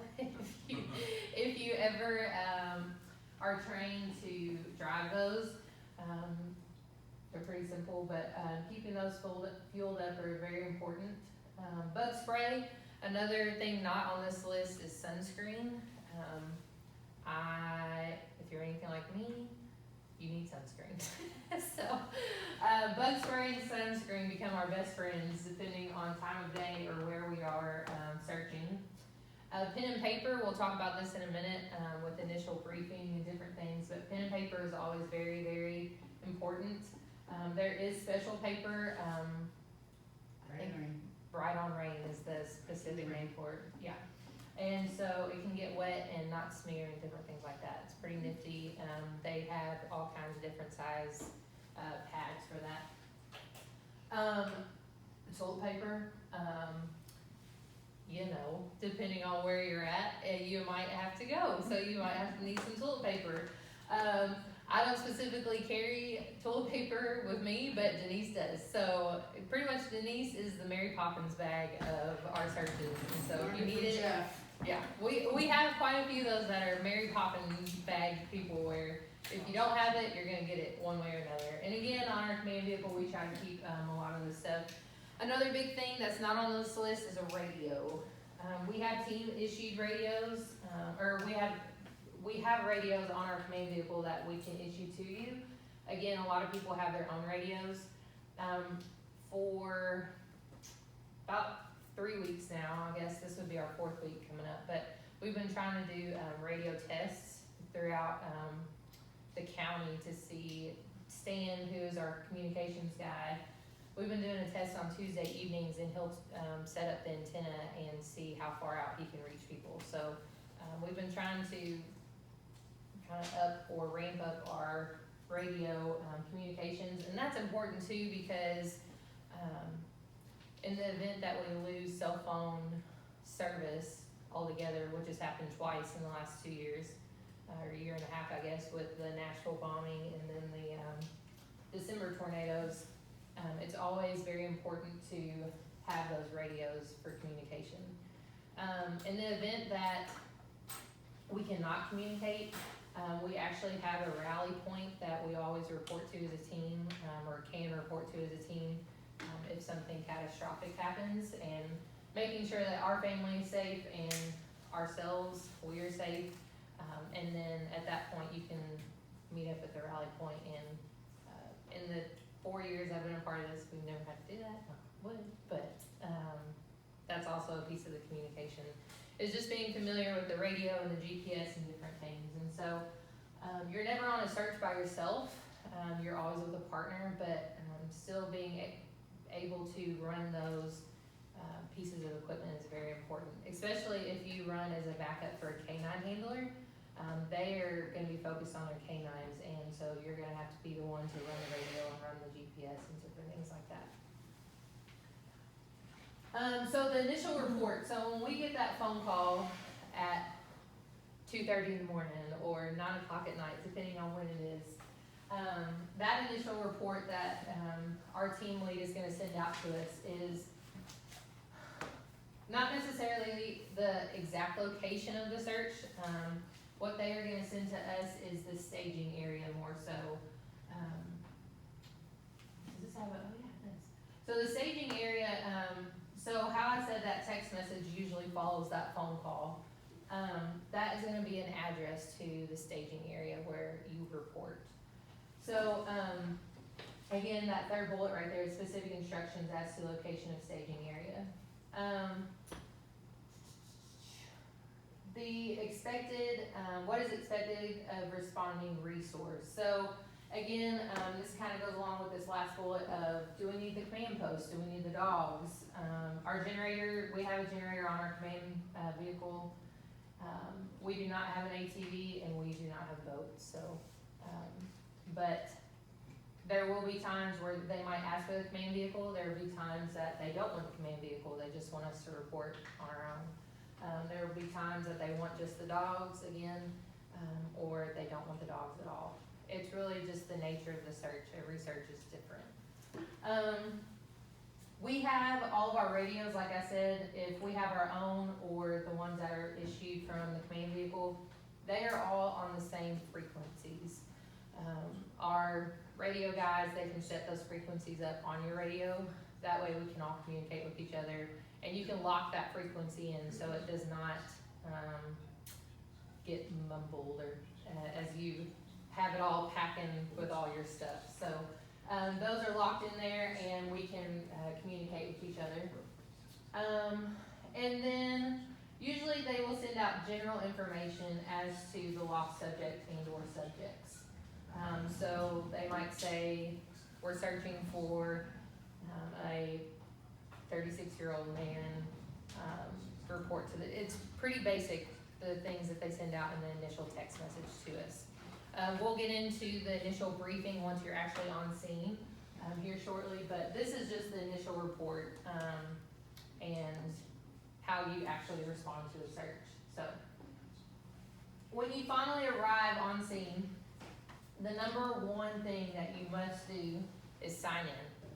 We have to have accountability for everybody that signs in, including the canine handlers with their dogs. So that's the number one thing that you need to kind of burn into your brain is when I show up, I need to sign in. And our team, we have a red table that we set up in our staging area that we put that sign-in sheet on. You sign your name and time you're in, and then when we are done with the search, we time out. So that's a very, very important thing, because if we are in the middle of a search or we have finished a search and we only have 18 people in our debriefing, but we had 20 people sign in, we're missing 2, and we need to find out where they're at and if they're okay, and accountability. One of our biggest things in the staging area, you are going to be set up with a team based on what the incident commander has requested. We have team cards that we fill out, and on our team cards, and I wish we had one to show them. Do we have a team card? No. He might have one. Tomorrow. Go ahead. Okay. Keep going. So our team card, what we do is you write down what kind of team you are, whether it's a ground team, canine team, different things like that, and we put our cell phone numbers on there. You might not have everybody's cell phone right off the bat, and if we can't, one thing you'll learn is that in any incident, communications is always a downfall. Something always happens with communications. So let's say your radio isn't working, or you're too far away for us to talk with you or different things, whatever, there's all kinds of, things that could go wrong. This is what she's talking about, team card, I can just pass it in, so Yeah. they kind of see what it looks like. So having that, cell phone, number is just a second, accountability for our command staff or our radio personnel, or persons running our radios. Because once you deploy, you give those team cards to incident command, and so they hold on to those, and, normally those are different colors, so, if we had 4 teams, whether it be team green, team blue, team yellow, and team white, we know who's on that team specifically and how we have a secondary communication with them. Let's see, so, again, that staging area is very important. The reason we want staging area away from the initial planning point, I guess you could say, is, we don't wanna show up at, let's say, my dad goes missing, let's just say that. I don't want 30 people showing up at my house, all with their equipment and their dogs and everything, like parking their cars all in my driveway in the middle of this very distraught situation, or stressful situation. So that staging area is, key to, it's gonna be set apart or, set away a little bit from, that person's house or that, where they went missing, different things like that. So, that staging area is very key. If, you know, unless you are command staff and you know to report to command, then you need to show up at that staging area. Another reason that's very important to keep staging away from our command is, you want that command center to be as least amount of people as possible to not create more confusion and more noise and different things.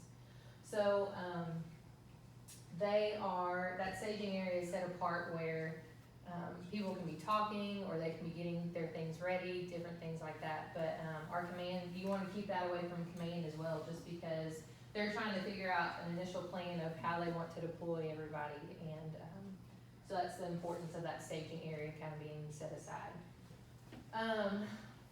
You wanna know when deployment will begin. So once you arrive and you sign in, you need to be getting your stuff ready. You don't need to just be sitting around.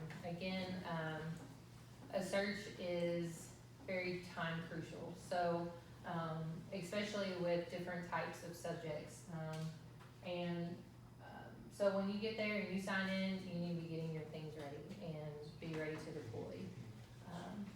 And that helps whoever is head of staging, that helps them to know how to communicate to command, hey, I have a team ready, right now, and what do you want me to do with them? Or they can communicate that back there to them.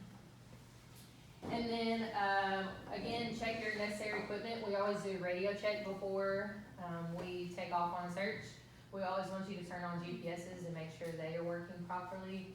And then, we always have, I wanna say always, we don't always have, but ideally, you're gonna have a map that shows where they want you to search and the area that they want you to search, based on what the incident commander has decided. Do not respond to searches on your own. We have had some of our team members go to, like searches down in Tennessee and different counties to assist, and which is perfectly fine as long as we have permission from our Davis County emergency manager. Again, we fall underneath their jurisdiction, and so if we are reporting, as a Davis County search and rescue member, we have to have that permission from them, just for liability reasons, and a whole slew of things. So you have to receive permission from really emergency management, either John or whatever county you're a part of, whoever your search team falls under, they have to give you permission to do so. And that includes all jobs related to a search, whether it be canine, whether it be ground, anything in command, different things like that. So your initial, the search data, it is going to be more so what you're gonna receive in your initial briefing, which is our next section anyway, but the subject's name is very important. we're on a search, let's say you're in the woods, it's very helpful sometimes to yell out their name, and especially children, if they hear their name, depending on their mental status, it helps them to know that someone's out there ready to help them, and just as an example. So the subject's name, this is more so for our man trackers. The shoe prints include tread design, length, and width. Also, that's helpful for ground team, if they find footprints, and it matches that, any of those bullet points, we can report back to command that, hey, we might have found a track for this person. Clothing worn, type, spray names, and color, that's always very important. One search that we went on downtown, it was probably midnight, pouring down rain, and this man had gone missing. He had Alzheimer's, I think. He had gone missing, walking his dog, and at midnight in downtown Owensboro, you wouldn't think that would be many people out. It's actually quite surprising how many people are out walking their dogs at midnight in downtown Owensboro, like shocking. Pouring down rain, like they kept reporting back that they found somebody else, and we're like, no, that's not that person. And kind of find out that family, they said, well, you might want to even check the Walmarts, because he's been known to walk all the way down to the Walmarts, and all the way down Frederica and all the way out on 54, and we were on Allen maybe? We were downtown Owensboro, so we're like, well, that completely changes everything for us, but we didn't initially know that either. Anyway, he ended up being found at Huck's picking up a Coke because he was thirsty, and but yeah, so the clothing worn, types, brand names, and color is very important, because again, it's very surprising how many people are walking their dogs in downtown Owensboro at midnight in the pouring rain. So that's very helpful. And then it's very important too, types of cigarettes, gum, candy, soft drinks, things that they, if you're on a hike in the woods, it might not be anything to see a bag of empty Doritos on the ground, but if that was, Brian goes missing, that's his favorite snack, then that might be a big clue for command. So that is all for that one. Any questions on that one, guys? Yeah, any questions on the initial briefing? No. Funny story, well, it's not super funny, I guess, because of the situation that I was going to. So on my ringtone for, if we get a search and rescue call, is a super annoying, loud, like jail siren. Because I want it to wake me up at 2 a.m. if it rings, right? And I have it to where it will bypass my silence mode, so it'll wake me up. Well, I was actually on my way out to this is why it's not the funny part. I was on my way to a funeral, and I had this weird feeling. I was like, maybe I should turn that bypass off. And I did, and in the middle of the funeral, we get a call out, and I was like, well, that's kind of weird. And I was like, but I'm really glad that really annoying loud siren did not go off in the middle of this funeral, because that would have been terrible. And, but it, you always want to make sure that ringtone is different. A lot of us always have it as a different ringtone that's quite loud and obnoxious and annoying, but it wakes you up when you need to be woken up too, so. Really? So again, guys, Katie's gonna do the next one a little bit. You know, we changed the order up on these slides than how I normally present it, because, you know, again, we're getting you guys ready for tomorrow morning where we go on a search. So if you have any questions, feel free to ask, because you'll get some practice on this tomorrow morning. So, all yours, Katie. Okay. So you've shown up to a search, you've signed in at the staging area, you're on a team, you've been assigned to a team by the staging manager, and you've now been sent up to command.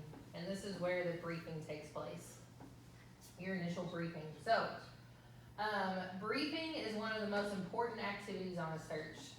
This is where you find out all the information that is going to be pertinent and important for your search, to make the search the best that it possibly can be and give you the most information as possible. So this can also be a continual process. again, like I said, our interviewers can find out information an hour later that we didn't initially know, and they can, relay that to us as a team over the radio. So, like the Walmart, information, for instance. So, cause last we knew, he was going in one direction, but then when his family, told us about Walmart, it shifted our whole search area, and sure enough, we found him in that direction, going towards that Walmart. So, it's better to see it on a map, but information can always change, and it's free flowing always. So a poor briefing can result in, among other things, poor search implementation, unsearched segments, so areas where the subject might be that we haven't looked, and which results obviously in them not being found. Misuse or destruction of clues. Brian will talk about clues here shortly, but we don't want to destroy any possible clues that might be out there for us to find in order to find that person. And then, obviously, ultimately, the failure to find the subject. Briefing pretty much gives you the big picture as much as we know at that point. So, the situational status, the objectives, the strategy of how we're actually going to try to find that person, and then your tactical assignments. A lot of times we do grid searches, which you'll learn about, but they'll give a team a certain area to search or a certain grid to search, and that's where you will deploy to. Also on this, a big piece of this, and I don't know, I don't think it mentions it really. It might, yeah. I'll talk about that in a minute. Okay. So briefing or lack thereof can make or break an operation. Everyone must be briefed. So obviously not everybody's gonna show up at the same time. If someone's at work and they need to show up a few hours later, if we are still searching, or even 30 minutes can make a big difference in a search, because some teams might already be hopefully deployed by that point. So everyone must be briefed. No matter how many times you have to do that briefing, as the interviewer or as the commander or incident commander, anything like that. So everyone must be briefed, no matter what time they arrive, or be deployed or anything like that. They always have to be briefed. Briefings may be oral, written, or a combination of the two. So oral, obviously there's going to be speaking to you, just like we're speaking right now. And then, but we always, that's where that pen and paper comes in very handy, is writing all of that information down. Because you can put it as a note in your phone, but what if your phone dies and you don't have any of that information, right? So writing that down as that backup is very important. And again, written briefing statements and task assignments reduce confusion and improve communication. That way, you can go back and look to see what it is that you wrote down or what it is that you were assigned to do. So, kind of large scale, a large search operation briefing is coordinated by the planning section chief. This dives more into depth once you get into the FEMA courses. Again, a large search operation. How Brian mentioned, we went down to Dawson Springs. Our team was in our own kind of staging area, and we had 1 or 2 report to command to get our assignments. So, and then they would come back to us and tell us what our plan was or what our assignment was for that operational period. Again, who gets briefed? All involved personnel must be briefed. Doesn't matter if you are on radios, it doesn't matter if you're K9, if you're the staging manager, anything, all the above, everyone has to be briefed. Again, this is part of a large, if we were part of a large search operation and we have section chiefs, the planning chief, they will brief the overhead team, and then team leaders or agency liaisons in smaller operations. Operations chief, they will brief the supervisors and leaders, and then team leader in medium-sized operations. again, it's all about, there's a system that is set up to where, man, what's it called? They would charge. Span of control. Span of control, there you go. And so, again, this is all part of a larger operation, but that span of control, just making sure that one person's not overwhelmed with everybody that may be reporting to them, it divides them out. And then those team leaders will go back and they will, brief those team members or those boots on the ground. So the following information needs to be conveyed to the team leaders. So, back to what we need to know on our level is you need to know the subject's name, the complete physical description, any clothing or equipment that they may have, and then clothing underneath also is very important.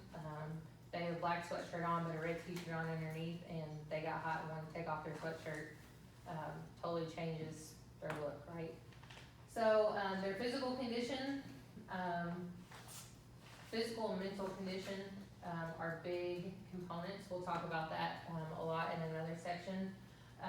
Also, physical condition can fall under that with medications. And so, is the patient diabetic? Are they, would they be due insulin? Or, are they have a mental condition where they need medication and they don't currently have it, and so if they become harmful to themselves. Just different, there's all kinds of different scenarios, and so the behavioral traits, that's a big component. One of the very first searches that, another first search I went on, we had a very mentally disturbed teenage girl. That's the one that we met Casey on, actually.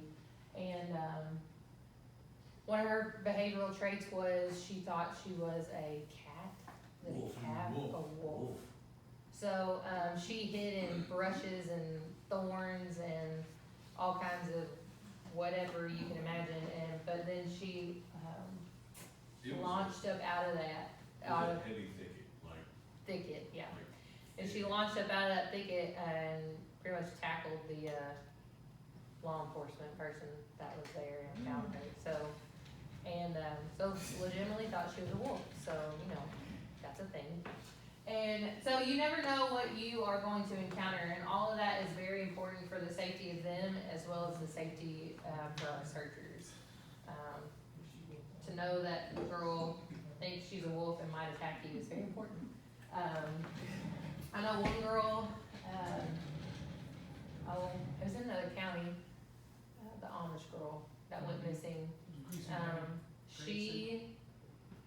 I guess they thought she was having mental issues, I guess it really was. And whenever they ended up finding her, it was actually some searchers from Tennessee, I believe, that had pulled up, and they saw her sitting on the side of the road. And whenever they went up to speak to her, she attacked them as well. So you never know what you're going to encounter. And so that safety of It's also why you're never alone. You Correct. should never be out by yourself anyway. Thank you. Yes. And really a lot of times on those searches where we might have someone who wants to harm themselves or would possibly harm you, we partner with law enforcement a lot, and law enforcement will go out with us in those situations, so to protect us as well. And then circumstances causing the search, that's a big piece of it too. One of our last searches we went on was one trying to find a man that he was suicidal. We searched all night for that subject. He ended up being over in Evansville at a casino.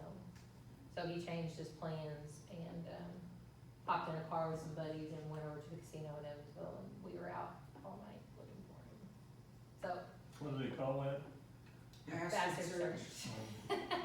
So he had finally turned his phone on and they pinged it. Someone asked him to ping it. We had actually taken a break to wait for sunlight for sunrise to hit, and some of us went to get some food to kind of refuel, and they pinged his phone over at the casino in Evansville. So needless to say, we went home frustrating evening. But he was found safe, and that's the overall goal that we want, so. Until his wife got a hold of him. Yeah. Yep. Right, suicide note, they go to the votes. Oh yeah, there's where this piece comes in right here. Vital concerns, medical health problems, medicine the subject may be in need of, etc. Star. Clue considerations, again, Brian will get more into this, but they'll let you know, hey, this is the footwear that he might, or this subject might be wearing. Items carried by the subject that could be dropped or left behind, again, cigarettes, or if they are diabetic and they might have their insulin with them, maybe they have dropped one of their syringes, I don't know, you know, or gum wrapper, or different things like that. How to report those clues, and really how to mark those clues as you pass them and continue on with your search. Because we might have a team who calls back on the radio and says, hey, we found this, and it might not be significant at the time, but IC will say, hey, just tell them to mark it and move on. So a lot of our team, they carry flags in their ready packs, and that's how they'll mark those clues. Instructions on how logging clue locations and times found. Again, once you find a clue and you call back to incident command and let them know, they always ask for the GPS location of that clue. So you'll learn that as well. And then how to protect the clue locations for follow-up.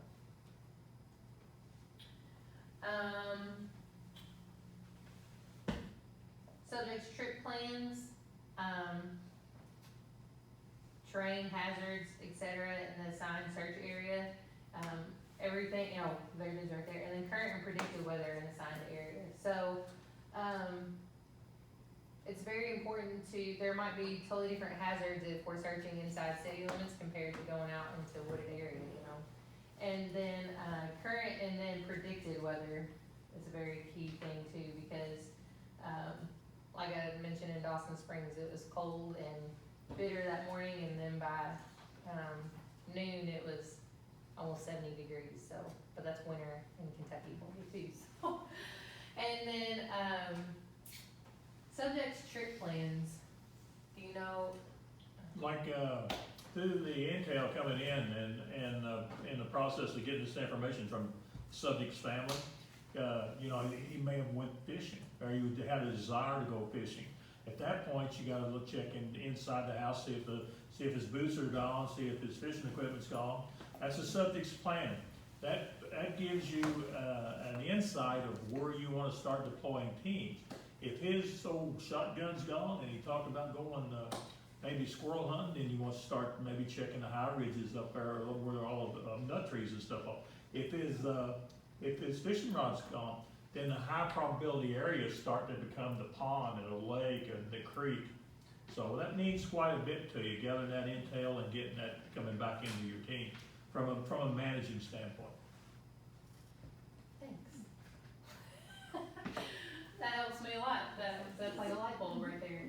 And but yeah, so part of that terrain hazards and predicted weather and current weather, we always have a safety officer as well that is assigned, and they will debrief you or brief you with that initially too before you deploy out. Equipment needed by searchers. Again, we'll dive more into these, but Clothing is a obviously real you need good. clothing. Clothing is a You need real to have good. some clothes on. And then yeah, clothing and layers. I mean, you could be freezing cold, and they always make fun of me because I have my hand warmers and my feet warmers all the time because I'm ice cold all the time. But I'll have my hands shoved in my pockets. But having those layers makes a huge difference for you. Safety equipment, again, radios, GPSs, any of the above. Food and water. We always have snacks on hand. Again, Denise is the queen of snacks. She always has food for us, and water is always important. Recording equipment and specialized equipment.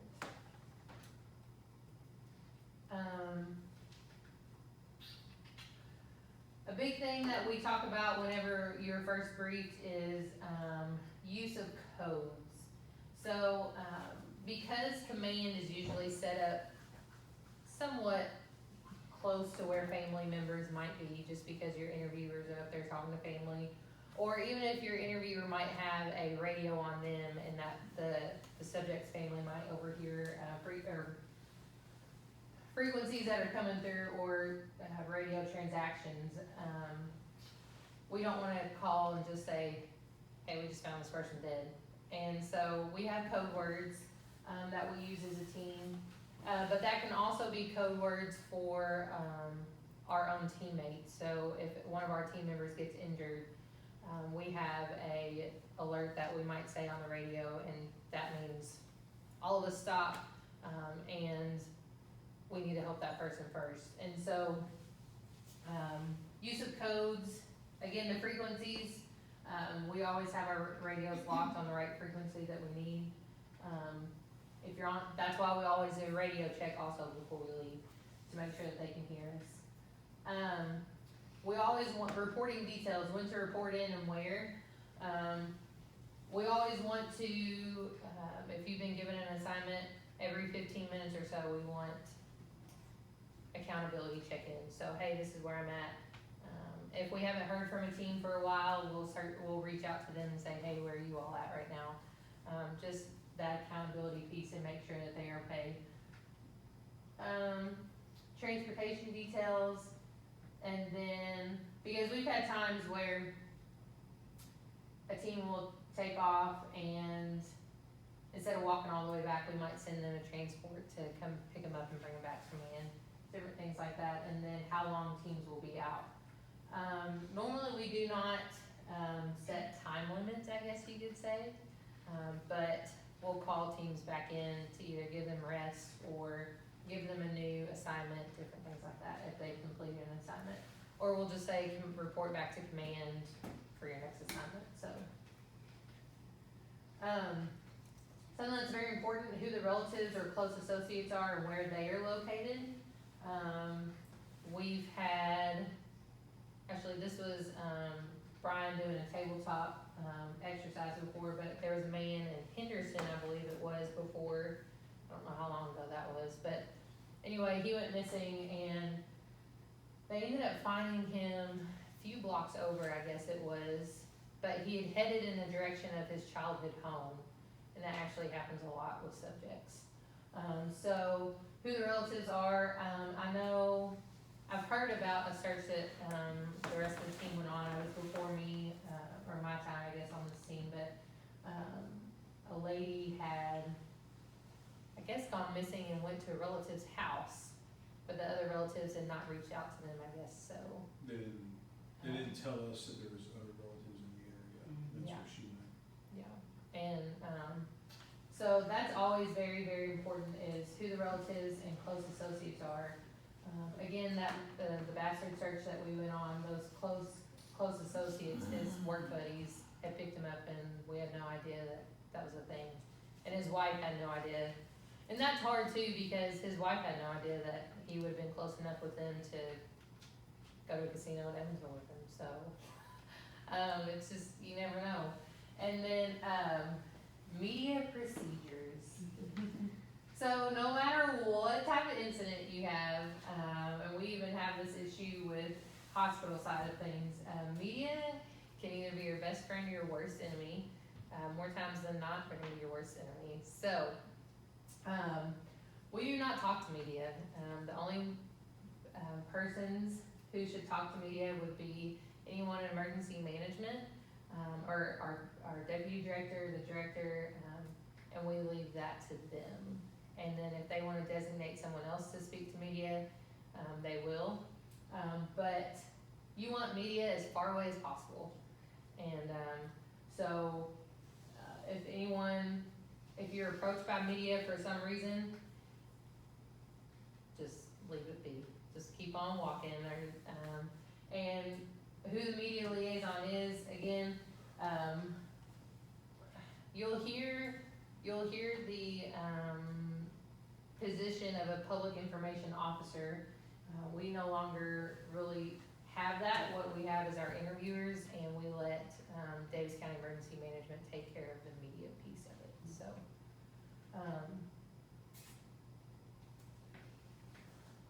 So tactical assignments with explicit searching instructions for the team. This is what you will receive in this initial briefing.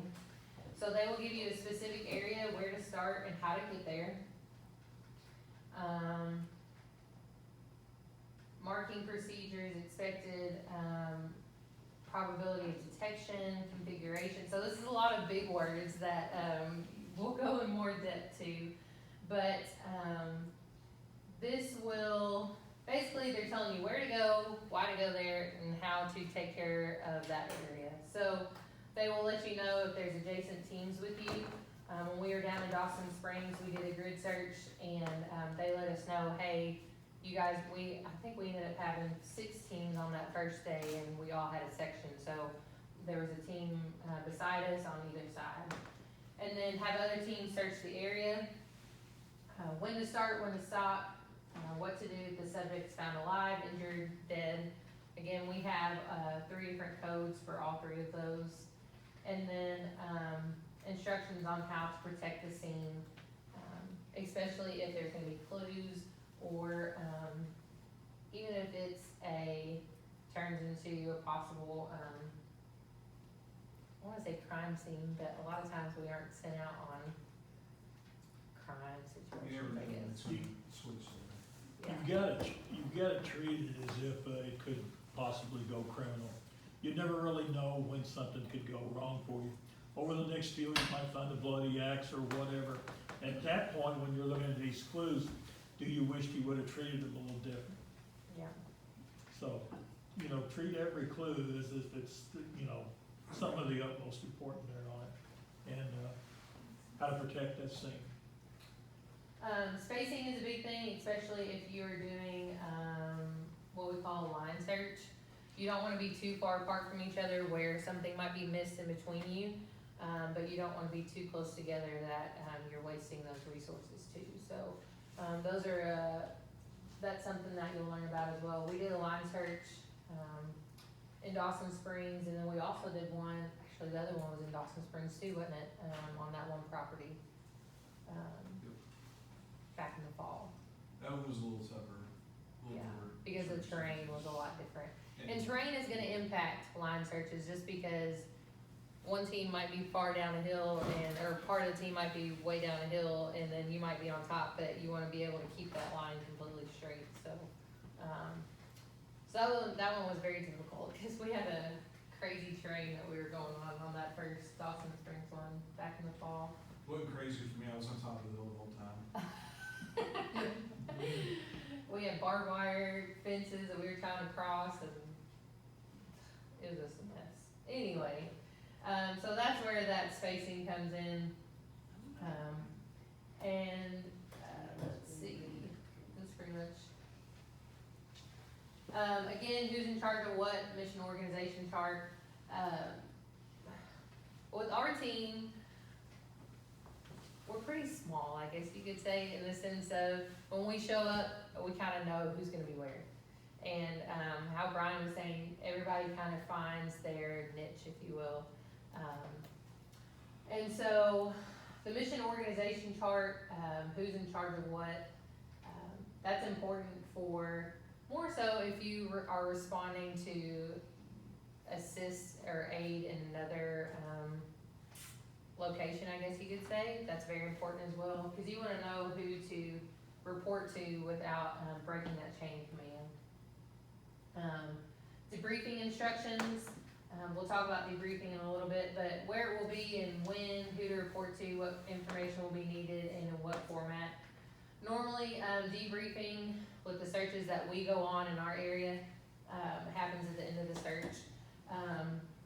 Debriefing on a large scale incident, they have what they call operational periods. So they might go 12 hours, 10 hours, 12 hours, whatever, and then have a debriefing in order to create the next initial briefing for the next team that's gonna come on. So, but where it will be, normally we all report back to command if that subject is found. And this will be a quick, this is what happened, this is what went right, this is what went wrong. But then a lot of times when we have our next team meeting, we have monthly team meetings, we kind of dive more in depth to those searches. So safety instructions, snakes, other hazards, especially for dogs, our canines. They have a lot of other hazards that, will pertain to them, compared to searchers, with things that they might eat, or, I know, I can't remember who it was, maybe Brian posted it, what was it, the dogs, they ate something off the ground. Cyanide, but it's for, rodents, right, that they're trying to get rid of. Coyotes. And so, but if we're out in the middle of a search, knowing that those are in the area can be very beneficial, because we don't want anything to happen to our canines either. So, any traps that might be out there, and a lot of this you'll need to learn from your subject's family member, if at all possible as well. So, helicopters, we don't usually deal with helicopters, but, again, that's gonna be in those big scale or large scale searches, so, if possible, estimate when the team can go home. We don't usually do that.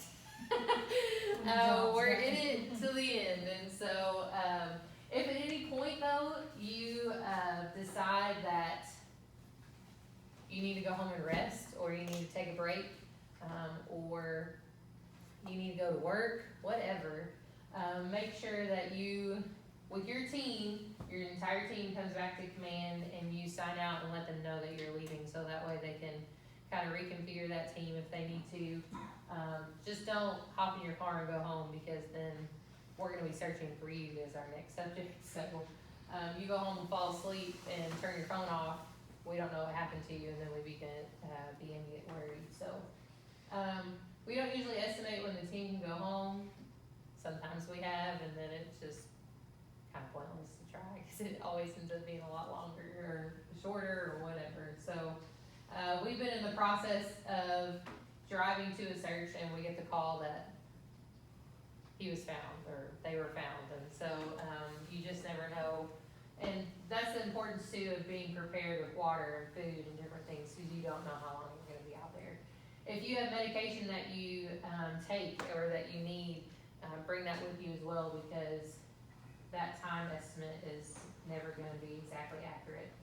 And then, procedures if a team member is injured. So we'll get on the radio, let's say we're walking or we're searching for a subject, and one of our own team members get injured. We have code words that we use, and, we'll say real world, or, we'll say emergency, or whatever our code word is. And so, we have procedures that we also talk, and when we do exercises that we say on the radios, and we exercise that too if a team member is injured, and, we have packed them out of the woods before, so. Is that just specific to your team, or is it like So code, nationwide code? Oh, no, it's not a nationwide code, it's simply for us, that our team has come up with, or our leaders have come up with. That's why it's very important during this briefing, we say, hey, if you find the person alive, this is what you say. If you find this person dead, this is what you say. If one of our team members are injured, this is what you say over the radio. Is it different every time? No, we keep ours pretty much the same the whole time, just because, again, our team is pretty small, and, we've just always kept it, or it's always been the same since I've been here, so, yeah. When you move out and start going to other areas for other searches, different counties, every one of them will have their own keyword there though, so that's something to take in. That's something they ought to tell you before you leave the command post. Okay. And if they don't, you should ask. Briefing should normally take no longer than 1/2 hour. Hopefully it's a lot shorter than that. Because again, time management is a big thing. The longer you take, the longer they're missing. So, making sure that you have a quick but thorough briefing, it maintains and improves the morale of the personnel. It gives you, you're kind of on the edge of your seat at this point, so you're on your tiptoes, you're ready to go. And this is giving them that information, that fuel to go out and find this person that they need to find. This maintains gives management credibility in the eyes of the subordinates. So it lets us know as ground team that our leaders know what they're doing and they have a plan in place, and we know that they're doing the best that they can to send us out to try to find this person. And then ensures timely response to field teams and maximize time for task accomplishment. So doing the best that we can with the resources that we have. Any simple idea will too often be presented in the most complicated way. You need the basic information to get you on your way and get out there in the field to try to find that person. So another acronym, KISS, Keep It Simple Searcher. If you don't feel like you have enough information though, please ask more questions as well from your interviewer or from your command staff. And so you want to go into the field comfortable knowing who you are looking for. If they don't know the answer, they can find the answer for you from the family or try to find out another way. But you always want to have all the information that you need to make that search successful. In every case possible, distribute written briefing statements. Again, every searcher will be writing their own briefing statements on their own pad of paper that they carry with them. You're gonna write down your task assignments on there. The maps, ideally we're gonna have maps printed for us with our maps guys and that do that. Photos. So photos are a big thing because we send it out on text messaging sometime, but after that it needs to be deleted, I guess you could say. So it has a lot to do with, it makes me think of HIPAA at the hospital, I guess. And so, you want to protect that person's identity, but you also need to know that person's identity. So, and then sketches, I mean, that's kind of hard too, just because I've always had pictures in the searches that I've been a part of. So, you might have a photo of the subject, a briefing statement photocopied. Most of the time we just write it down again.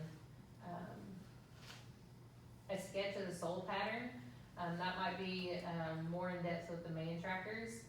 They might be able to show you, Google real fast, hey, this is a shoe they might be wearing, this is what the bottom of their shoe might look like. But, and then a map reproduced showing assigned area and searching details. So, that's all I have for briefing. Any questions? On the code word thing, it may seem unnecessary, but never forget there are grandmas with scanners everywhere. Oh, yeah. Everywhere. And they have Facebook. Yeah. And they have Facebook, exactly. We'll do one more quick one and then we'll take a break. I think the next one's only 4 slides. It is. And then we'll take a break. That's why I picked it. Excellent, that's Short. superb strategy. Short and sweet.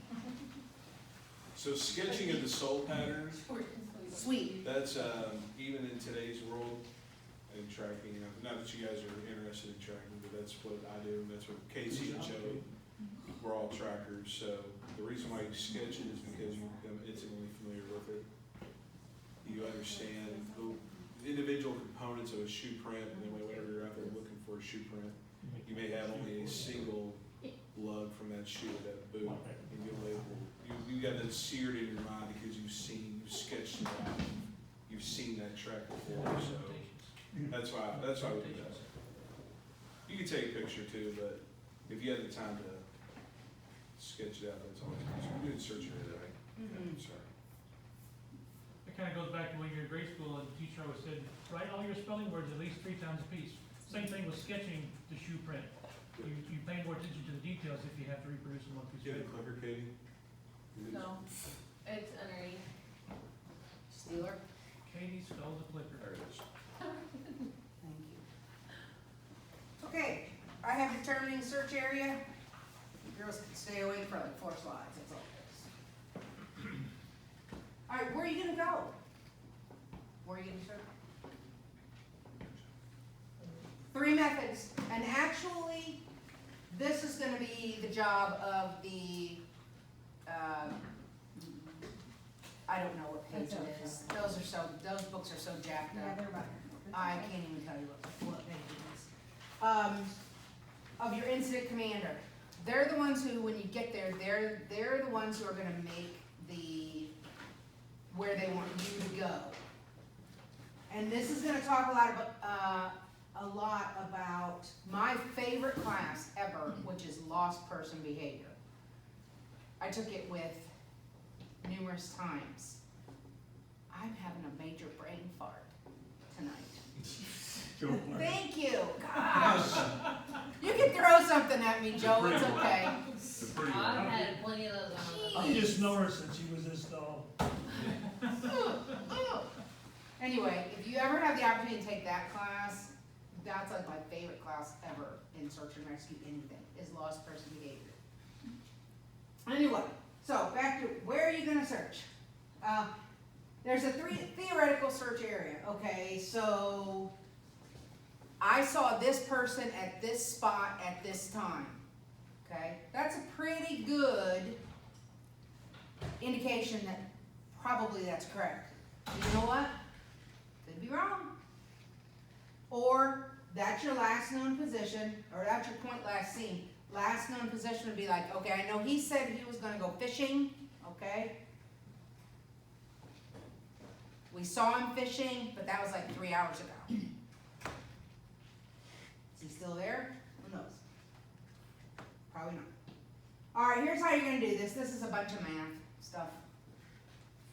The elapsed time from the time the person went missing until the search has been determined. Okay, in Kentucky, they have to do it, they have 2 hours. 2 hours? 2 hours. From the time someone calls 911 until they let search and rescue know. Now the county police here in town will always call us for assistance. The city police, they just call John and they said, hey, we just got a call, so-and-so's missing. And John will say, okay, do you want our team? No, we're just letting you know. Okay, that's all they have to do. And that's for all counties in Kentucky. They just have to let us know. So, like I said, county wants our help, city not so much. So Joe was at my house at 3 o'clock. He didn't make it home. He should have made it home. He's been gone now for 2 hours. So, girls, you really don't have to write everything down. Oh, we do. It's our, well, the only reason is if we're gonna take this kind of information back to present it to our kids to rally an interest, we need to give them good guts. Okay. If we can't I see produce your bodies, brain, we and I gotta like at least you give them really some don't. guts. I got you, okay. All right, take the time from when they went missing to what time it is now. Jim ran into a situation, and you would be surprised how quickly even little kids can move. Jim went on a search for a little Amish girl. Wasn't she Amish? She went into the cornfield. Yes. They're thinking, oh, she was 2 years old. She couldn't have gone very far. Guess what? How far away did they find her? She was over a quarter mile out in a 100-acre cornfield. Yeah, 2 years old. You would have never thought that. So I don't know if they took the time to do the elapsed time to see how far she could have gone, but you would have never thought that with a 2-year-old. That is time is equal to distance. Thank you, yes. Figuring out how fast they could have traveled. You know, obviously, if they're in a wheelchair, on the ground, on hard cement, whatever roads, whatever, they're gonna go pretty quickly. If it's somebody with a walker, they're not gonna go as quickly. And then establish the maximum distance within a 360-degree radius of their point last seen or last known position. However, it's not really accurate. You know, I think they just want you to get a general idea of how far they could have possibly gone. It could be more, but what, 70%, 75% is gonna be inside that? About, you wanna shoot for about 95%. Okay. But you get that from a text. Establishing the distance, so like she says, time is equal to distance. The subject has a certain rate that they travel, and they've been gone for 2 hours. And that's what you're looking at, the subjective search area. And that's where the place last seen or last known, the initial planning point, and you draw that big circle. They've been gone 2 hours, they can walk 4 miles an hour, 3 miles an hour, so now we're out to 6 miles. Draw that big circle. And when she said that that's the maximum distance, that's where you wanna look at. The things that she was talking about when she says that the area gets cut down is that 2-year-old, and there's an interstate going down through there, and they've got that 5-foot fence on each side of that interstate. That limits that. Like, you get into a situation where the Ohio River takes up part of that subjective circle. So now you eliminate that. So through that and a few other problems, math problems, you can eliminate a large section of your search area by just doing that, and terrain analysis. That's something else you guys are gonna learn later on tonight, is terrain analysis, but that's where she's going with that, you know. The big circle is where you start, and then you start to narrow it down from there.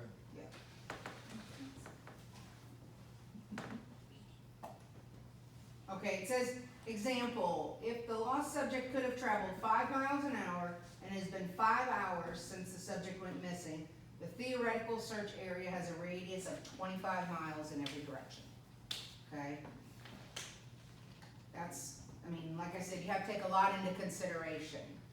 You know, walking with a walker, are they in a wheelchair? They can move a lot quicker. Is a little kid.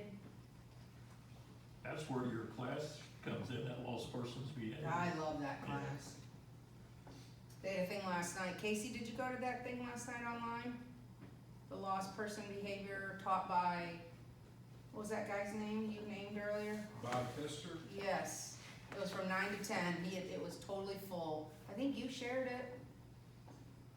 Then I didn't remember to log in. Yeah. Yeah, I think it was last night. And 9 to one 10. other thing, Denise, Yes. you guys are writing this down, you say, as much of it as can. This class is available to you in your county.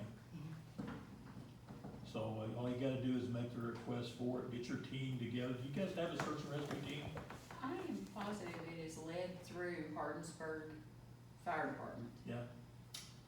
Ask them if they've ever had a basic search They're and rescue. supposed to be having one in the summer. That's why they were dogging me about coming to this one. Right, But right. it's like, well, y'all should have ponied up in the parking lot and said, And you hey, know, this is for them. yeah. There's this class, and I don't mean to. You're tell you, you're but fine. You're fine. There's this class, there is search management classes, there is classes on land navigation, there's all kinds of stuff, man tracking classes, there's all kinds of classes that are available to you. All you have to do is make the request through your emergency management directive. And I think, could they're talking about the kids that they work with wanting to get involved in this, they can take the class, right? Obviously, they can't be on a team until they're 18. Up to a certain age, But- you know, but yeah, but you can take the class, you don't get a certificate for it. Right. you know. We can, if you wanted to, we can take this as like a shell, and trim it down if you wanted to target to a younger audience, that's Yeah. something we can do. Brown's already got that, it's called a search awareness class. Yeah. And it's designed for people to get their feet wet and see what's available in the way of search and rescue. And that's what this class is for. My careers class, we are in a very high poverty community. Right? The school is the largest employer. If we weren't already under the free lunch program, we run anywhere from 70 to 85, 90% free lunch rate anyway. Right. We've got kids that need to know there's more than hanging out, Yeah, getting into trouble, doing dumb stuff. yeah. We had a young man that was talking to us today, he's like, man, that sounds cool. He's like, I would do that. Yeah, I would so- totally do that. And again, these are skills that it's And really he's sad, been yes, sent off recently, and, Yes. you know, like, so, Well, you know what these classes cost? well, as long as it's, Nothing. you know, that's in our budget, There you we go. can do that, Yeah. Yeah. we can You're do gonna pay the that. same thing for a management class or a man tracking class or a search awareness class, lost person's behavior. You're gonna pay the same thing you're paid to get into this class. Well, I'm just thinking this would be something You- our you- high school kids Yeah. would have said. Yeah, and even for younger, if you wanna go to that level, dude, I'm certified to teach the hug and tree program. And gymnasts too, through the National Good class. Association for Search and Rescue. It's a very short class aimed at younger kids and students to teach them basic, I would even call it wilderness survival, but if they ever get lost in the woods, what they should do to help improve their chances of getting found. So we can teach those as well. Well, our summer reading theme is camping in the woods, That'd be a some, good one. so, yeah, go ahead and make some plans for June. You know, I get ahold of this. I think we can find you. Find us in the parking lot. Absolutely, you got it. Denise, I have a story about that circle that you were Go. talking about. Go. Corydon, Kentucky. Davis County was called down there, a gentleman went missing, he was disabled, he was in a wheelchair. His daughter, he lived by himself, his daughter come and checked on him every day. She checked on him, he hadn't been there for quite a while, she says. So she called the EMA director there in Corydon. They eventually called Davis County Search and Rescue. They said, don't bring your dogs. He's in a wheelchair. We just need searchers. So we went down there. They had detailed maps and in the briefing. They gave us a map and assigned us the search areas. And I was with two other gentlemen here from Davis County. So we searched our area, and they even said that his battery wouldn't last very long in that wheelchair. They expected to find him sitting somewhere out of battery. So we searched that area. Everybody searched their areas, didn't come up with it. 2 days later, they found him about a half mile outside that circle that they said. He had ran off into a creek by a bridge. He was deceased. But our team was within a quarter mile of him. But we got to our limit where they said, that's it, and we didn't go anymore. That's your mental preparedness right there. To know that you He were was that on the close. road all the time with his battery operated wheelchair, see? So you never know what you're gonna run into. Nothing's foolproof, you know, these are all just what has worked in the past and what should work, but nothing works 100% all of the time. So, okay. Okay, circle, the area is 3.14 times the radius is squared, the r squared. Let's see, length times width. If the searchers are blank feet apart and a probability of detection is something percent is desired, it will require how many searchers, how many hours to search 1 square mile. This search will require approximately how many trained searchers to cover the area in how many hours? I don't know what the correct this is asking. Can we put this in the morning? My Yeah. brain is tired. Yeah. It's Friday night. Geometry. Yeah. Yes. Here's your answer, if a nothing percentage is desired. Okay, yeah. This goes back to the probability of detection, you know, that circle we were talking about, 90%, 90 to 95% you'll find in that circle. You wanna know what you need to know about probability of detection? They give you a search area, and let's say they hid 10 playing cards in that search area. How many of those cards do you think you would have found whenever you get back to command post? I actually found 3. You got a 30% probability of detection. That's what you had. You just had 6, it would have been 60%. That's what you need to know. You think of that. 10 clues in that area. How many would you have found? That tells me how well you went through that area and what you covered in that area. If it's a low percentage, like 30% or so, I would maybe put another team in there. Would you not, Jim? Yes.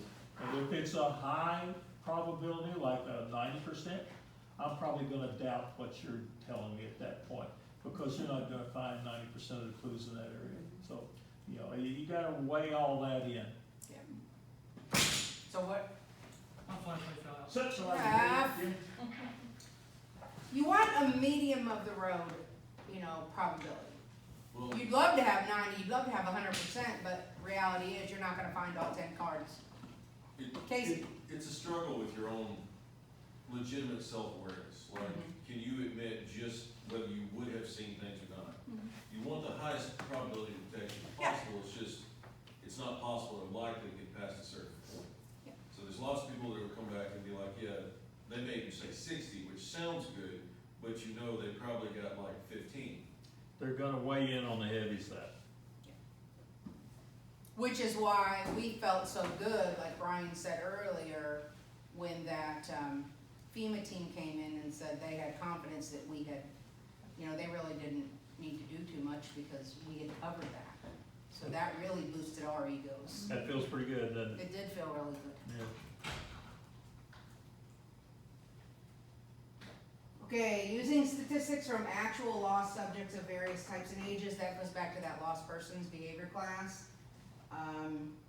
The object of this type of search is to limit the search area to the distance which the other lost subjects of the same type and age have been found. Lost person behavior class. While the statistical method is a marked improvement over the theoretical method, this is obviously a better one. Experienced search managers also utilize deductive reasoning to determine which areas to search first. Like Joe was saying, the water, yep. Our autistic kids go to lights, or they go to water, okay? So you're gonna check out things like that.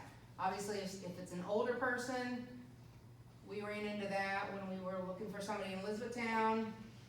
You know, there was an area that had a light on it. Avi and I headed toward the light because we figured he saw something that might be a person there because there's a light there. He wasn't found there, but. Okay, deductive reasoning methods, search areas are limited and expanded by factors such as barriers, like he was talking about the Ohio River is a barrier.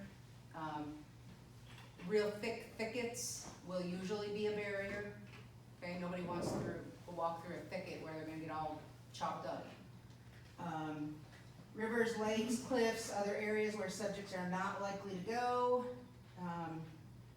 Balanced against things that might attract the subject routes of easy travel or places, places which might have items of interest to the lost subject. The light, okay? If you have a kid that likes to go fishing, but he doesn't have his fishing pole, he might walk down to the water anyway. Jim found a kid he was hiding. Those are the hardest ones to find when they're actually hiding from you. Thankfully Greta found him. Like, here was the house, here was a bush. He was like way back in the bush. So, needless to say. But I mean, it depends if they want to be found. Sometimes there are people who are despondent, they don't want to be found. So they're not gonna go somewhere obvious. How urgent is it? This, you can't read this, I guarantee it. But like their age plays a role in it, how far they're gonna be able to go, how urgent it is that we get people out and looking immediately. Healthy person, any of us in here, chances are, you know, we're not gonna be near as urgent as a 2-year-old or a 95-year-old, or somebody who takes medication for, you know, whatever. It's a search urgency chart that Yep. lets you put a numerical value against your lost subject. If he's by himself, it's a one number. If he's Yeah. with somebody else, it's a better number. If he's on known meds, it's one number. But it goes all down through there, the equipment he took with him, the clothes he was wearing, all of that stuff. It goes down through there, it puts a numerical value in, and at the bottom of it, you draw a line, add it up, and you get the total number, and that goes against a database chart there. The higher the score, the more urgent it's gonna be. I'm sorry, the lower the score, the more urgent it's gonna be. Very young and very old are only ones. So obviously, that's pretty urgent. And how will that change how you all respond? Like, will you send more people? Will you? Well, I don't think it's that we necessarily send more people because we only have the people we have. But maybe the speed we move might be a little bit faster. Calling in more resources. Right, more people you call in, more fire departments, you know. We wouldn't just pick people off the street. No, How you Now, we might Maybe say, good. hey, we're looking for a person that wears this, or that looks like this, or is this old. Have you seen anybody like that anywhere around here? How you deploy your resources means a whole lot there. If it's a guy that's been hunting, he's plenty capable, he's been out there all day, he's got a backpack on and maybe he's got, extra clothing with him, that's gonna rate somewhere on the chart over here. If it is a 4-year-old child that walked away in the middle of winter at the same time, then that's gonna drive the search urgency up.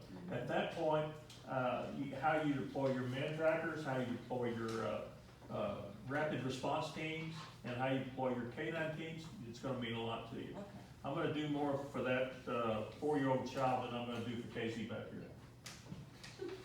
I do that anyway. Yeah. No, I'm gonna think he's I know what he's capable of doing to, intel coming in, and, it's not driving I'm still gonna search, but it's not driving the urgency up like it was a 4-year-old kid in a diaper or a little old jumpsuit just crawled out of bed. You Yeah, may not, that's- you may not call the canines in for Casey, No. but you may for. Yeah, I probably wouldn't call nobody. Beyond the urgency of like, sending up the bat signal for everybody you can get, it has a big deal to what you do with the resources you have. Yeah. If you have somebody that has a medical need, that if you've got 4 hours till instead of a rescue, it becomes a recovery, then you are not gonna do as slow of a search, as, maybe not as thorough, because you've got to get to them within a certain time, or almost what's the point of the search? Yeah. So I mean, that's the search urgency, like, you know, do we have this amount of time to find them, or do we only have this amount of time to find them? So it's almost like a gamble, we have to take additional risks to Okay, match I that got time frame. And by risks, I don't mean like hurting yourself, I mean like the chance that you didn't deploy in this correct area, or that you might have gone slower and gradually worked and had a higher probability of protection, but if it would have taken 8 hours to do that, you may have to skimp some of that to make the 4-hour mark.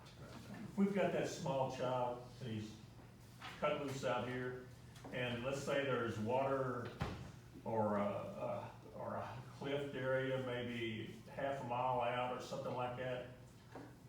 I'm gonna take my rapid response teams, and I'm gonna burn them to that area. I mean, they're gonna get there as soon as I can get them there, because that's a problem area. I always look, and it's just served me well over 30-some years, is where this could have went wrong for you. Where can it go wrong? I found a 2-year-old little boy coming out of my church one night. It was in October, no shoes. The river was right across the road, and Yeah. he crossed a railroad track. I heard him crying, and I'm like, it was dark. I was like, oh my gosh, I hear a baby. I stopped. I was talking to a friend. I was like, and I just seen him, and I thought, oh my gosh, if he went that way, the river, if a train could have came. Both sides is actually river. He lived in the spot that was a block from the river, a block. That was a blessing you were there. Shoo, talk about it, tearing me up. And he couldn't tell me his name, cause I'm like, I know everybody in this neighborhood, I know this little boy. And Yeah. So we called the police and we left somebody outside the church and we brought him in. He may not know his name. Yeah, he didn't know. I'm like, honey, where do you live? I'm like, baby, where do you live? I'm looking, like, where do I not know? When I was young, everybody called me Jody, and I was in like the 8th grade before I ever found out my name wasn't Damn It Jody. I heard that one. Oh my. But mama came within about 10 minutes. She'd been to the store and dad was in the bathroom and he'd Yeah. gotten out. They're so fast. And he didn't even know he was missing. The dad didn't, he was If still it out. helps you some, that helps put a number to it, but like Jim is gonna do search urgency on every last mission he's planning, cause even whenever we're doing mock searches, it'll still go through his head, is he sending one dog team out on the most probable track, keeping others in reserve to relieve them when they get tired, or if it's super high urgency, is he gonna send Gotcha. all 4 out Okay. at the most likely areas, because he's gotta do it right then. I knew there was gonna be a difference, I just didn't. Yeah.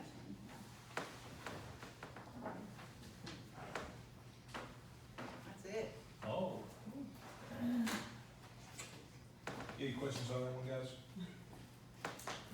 Let's take about 5 minutes or so. Let's get it stretched a little bit, and then we'll start the next one. We've still got a few to get through tonight. But we're making pretty good progress here.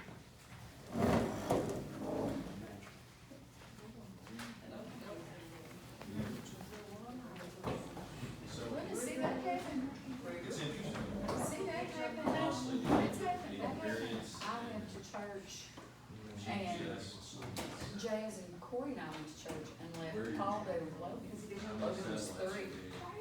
Paul went to the bathroom, Logan got out and then Rhonda Miller came flying in the church with Logan in her arms. She said he was in the field. He had left our house and walked to New Clover Creek. He got in the field. On top of the map Yeah. with magnetic. Usually sleep in the garage for about a week. Well, when I was 3, we Doing that, you take off too.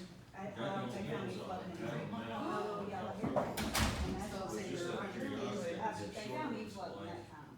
With And I one was of the like, decorations go, of zero, which even though we're here, we're almost. My stories that I've heard, It was So it should have been, I would have a 3.9 variance magnetic. See, Not and that's the off thing, the I was right GPS, now. off the GPS, Our place. because it actually had more so much variance. One of yours? So for their benefit, well, That's we're where I gonna go out think tomorrow when I and was individually shoot Yeah. each portion of the course Yeah. to make sure it's the exact as That's what I always do. But Yeah. it's, Yeah. well, was mentioned, it's like, Yeah. you get a definition or you get a, Well, does, what you may be set to may not be what the person who is telling you it was set to, may not even remotely match. Oh, fair. yeah, and they come and do all I that. know that gets way into the weeds on what you have to Kids need to know how to work with, like, there was a couple of those, I was just curious, I was shooting along. And I like to paint that. They were like 15 And degrees then when I off, was 12, she Wow. watched her key. just because like where it would jump, it was out there, so like, I just, I mean, I'd sit there and I'd give it a minute, and kind of jump, and I'd be like, you let it have some time. Yeah, the average is when it's, trying to find it. And some of the time you get closer, like one of them was only like 3 degrees off, or 6 degrees off. That pool house. What would be interesting is the consistency And he wouldn't let, of he it didn't let back Conan. in itself. Oh my I gosh. mean, it was all constant, That was he was getting out, but he wouldn't let you Yeah. see. He didn't want to swim, he was afraid. We put him in one of those swim suits, yeah. And when it's grassy, you can throw him, he now is like picking up and throwing him in the pool, you know, but. Oh, good gracious. Y'all ready already? Everybody's got an antenna, so Okay, good. Okay, that's a little quick. We got a little time. I gotta get my water anyway. Less, a lot less accurate than you think, 'cause most time we just throw out there, yeah, you just do a new one, take your time.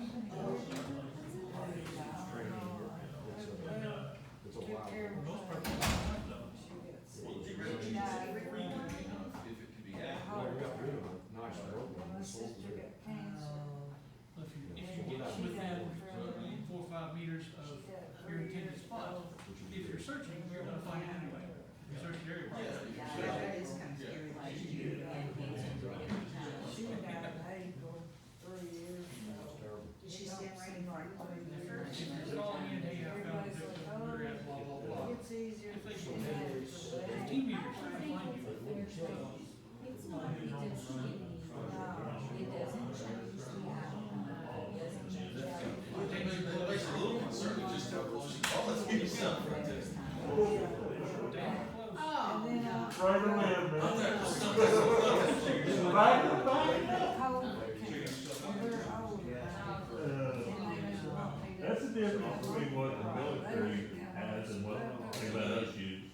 Well, and actually, I have heard that right now, many of the stuff we use, see, I use, Put in the apps that I use, I try to run on my phone, I try to make sure not only they use these down with us, but as good as the wilderness and stuff. And two is my sister, she went died of cancer, but she was I've hard. heard genetic options and get big flux, and anybody can have it on versus one. They have, I got it out there. for years, when GPS first came out, they had one called selected way. I've always wanted to do They it. would put a switch on this thing, and it would throw you out ready, just waiting, and it was strictly for the cause of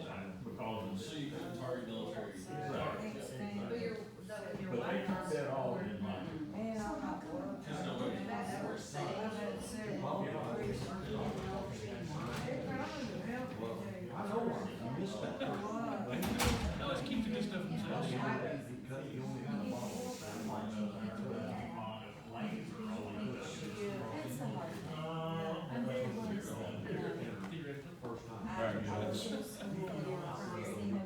salary more.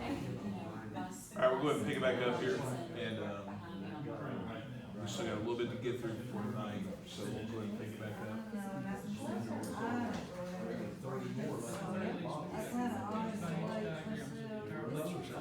Y'all ready? All right, so chapter 12 here, we're gonna start talking about clue awareness and clue preservation. So, and this is something we talk about in the intro over here, is the importance of clues for us in relation to our subject, right? Because there's many more clues than subjects. So clues are a number of things for us. They are, but it basically boils down to, you know, it's something that's going to help us solve our mystery, right? We talk about search as the classic mystery, and those clues are going to help us drive towards that solution. So as searchers, we got to take that time and we got to search for those clues in addition to looking for our subject. Because that second bullet point there's way more clues than there are subjects. In tracks alone, you know, there's 3,000 tracks per mile that someone will leave behind. So I mean, just in that alone, if they travel any distance at all, there's still way more clues out there than actual subjects.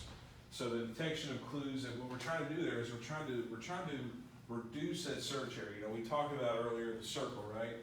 So we have our last zone point or our initial planning point right here. We have this big giant circle right here that you cannot see because this marker sucks. But what we're trying to do here is we're trying to cut this circle down into more manageable pieces, because no search and rescue team on the planet has the resources to efficiently cover this in a timely manner. So that's what we're trying to do whenever we were looking for clues, and we're trying to gain information about our subject as we're locating and interpreting those clues. So we have to maintain a high level of clue awareness whenever we're out there, and that's our major job as a searcher, right? Thanks. Next time I have to draw a circle. Oh, that's good. No, I'm done work either. No way. It's the board. It's the board. board. Oh, yeah. I like just tried it back here, so. It's a board. Alright, we tried. Alright, so that was fun. This, you need this circle? Yeah, you gotta visualize, okay? We gotta visualize the circle.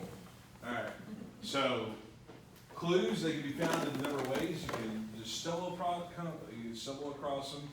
You can piece it together and figure out where you may find a clue, or get a piece of information or whatever. There's a few different ways to just generate it. But good clue seeking is a learned habit, and you gotta practice that frequently. So, and one of the things that we do, that we also do while we're tracking and practicing on that, is we will hide clues out there as well to help guide us, get us back on track, or give us something to look for out there. I can remember whenever I was up in Pennsylvania, I was taking my BSAR is the national level of search and rescue. It's a national level search and rescue organization. And we were doing a grid search in a wooded area as part of the class up there.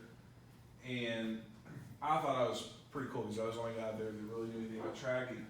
And we were out there looking for poker chips in the woods. We were looking for poker chips in our search area that were going to lead us to our deceased subject or our missing subject in the woods.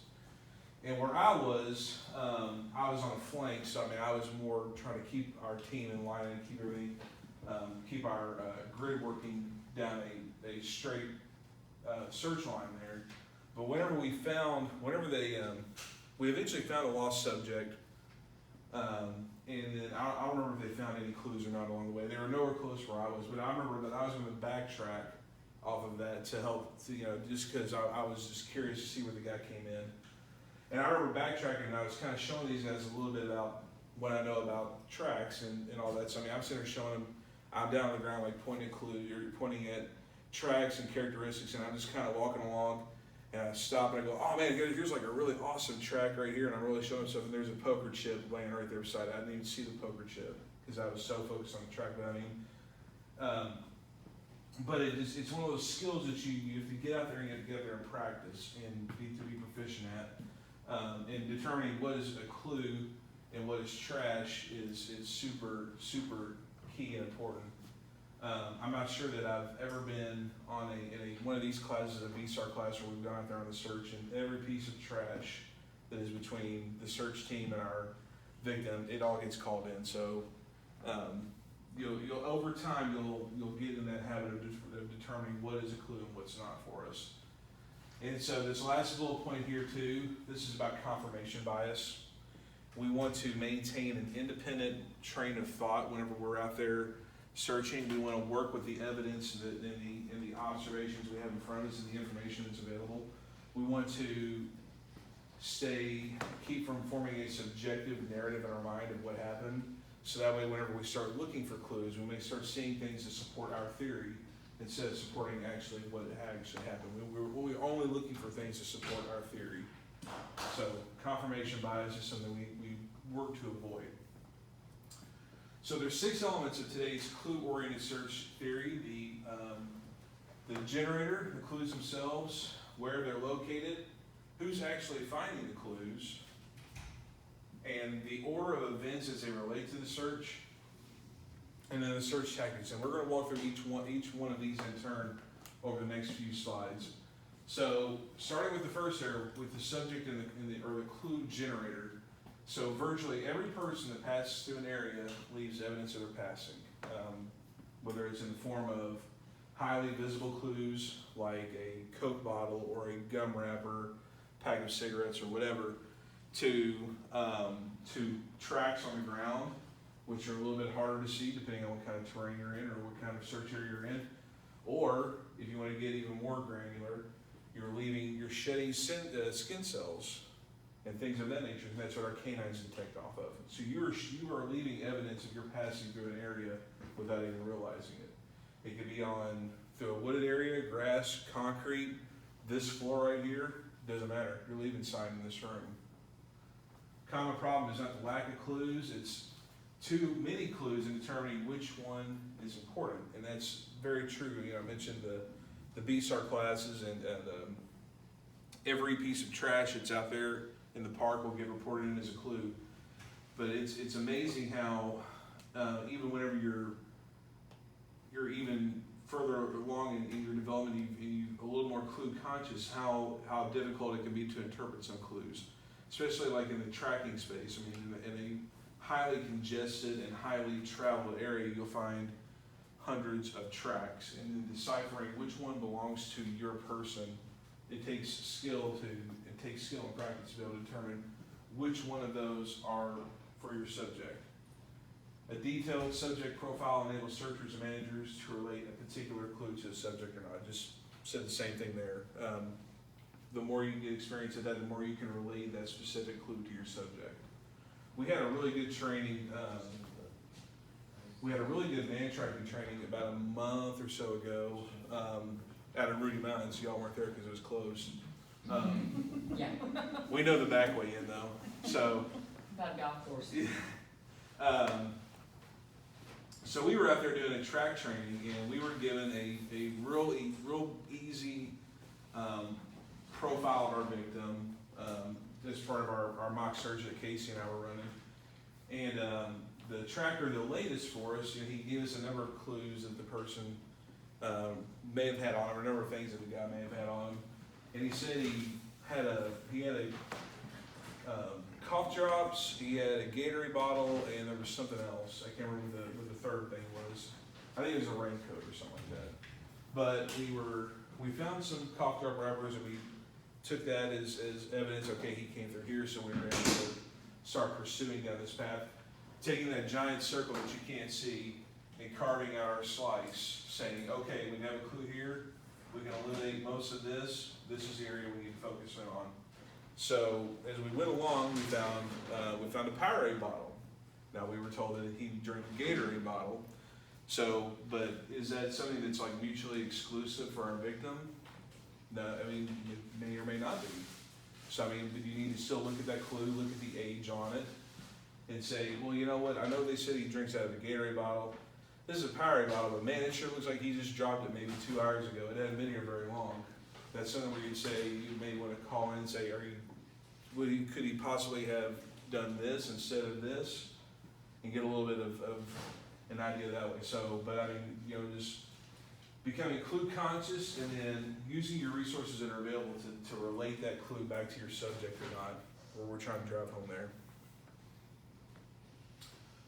The clues themselves, there are at least 4 messages a lost subject can convey to the searcher needs to be able to detect during search. Their present location, which would be like super nice if we knew where their present location was, right? Makes our job a lot easier. But the clue that you may find a clue or a note or some kind of a sign saying I'm here, I'm going here, a ping on a cell phone, maybe an indicator of present location, a photo on Facebook or wherever, where we can maybe take that photo and do a little bit of spatial analysis and figure out if, you know, where on a map that photo may be tied to. I know there was a search, it was a couple years back, I remember a search out of maybe California where someone was lost and they weren't able to identify where they were at, and they took a photo. They were at a scenic spot, and they took a photo and they sent it out, and people were able to piece together based off the photo the rough area where they were at. So that's an instance where, you know, present location of the subject, previous location of the subject, you know, the clues themselves, they may tell you where they've been, and what they may have, what kind of condition they may have been in while they were there. The destination of the subject, where they're going, maybe they're out hiking a trail somewhere, or signing a trail log, or they're on a particular, there's clues along a certain path, may tell you their destination. Look at your map, and then certain objects may start standing out to you, depending on whether or not they're hunting or fishing or anything like that, may help you there. And then the total lack of clues. The total lack of clues is not a terrible thing. The total lack of clues, if you're a proficient searcher that is good in clue awareness or identification, the total lack of clues, you may have just eliminated a whole area. You may have taken your piece of the circle you can't see, and you don't find anything in here that you can relate to your subject, and you can cross that off and you say, you know what, I don't think they're there. You know, I've ran it well, didn't see anything that I thought fit, so I have a reasonable doubt that I think that they weren't there, they never passed through there. So total lack of clues is not a bad thing there. In terms of your clues, your categories of clues, physical is probably what we're most familiar with, and that could be anything from footprints, discarded trash or items, broken vegetation, turned over rocks, etc. Pretty straightforward on physical. Recorded clues, trail logs, trail register, boat ATV rentals. If they're flying an airplane, they may file a flight plan with the FAA. The Coast Guard has a similar program with boats. You're going on an extended trip in a boat, you can file a similar, I don't remember what it's called, but they have a similar plan like that you can file with them. People, you know, witnesses, family, friends, you know, who saw them? Did they tell anybody about where they were going, tell anybody what they were doing? Did they make a post on Facebook or social media of that nature? That can help us drive towards finding somebody. And then events. That's where you can trace it back to something happening that somebody heard that was out of the ordinary, or may have been attractive for them in the case of flashing lights, something that they may be attracted to, maybe give you an indication of that they are in the area. So with this slide right here, you know, this is something that, you know, Katie talked about this earlier whenever we went through the briefing slides, but anytime you're launched on a search and you to go out, you should have a plan for how you're going to deal with your clues. And always in the back of your mind, like Joe was saying, you know, you want to be cognizant that at any point this case may go criminal.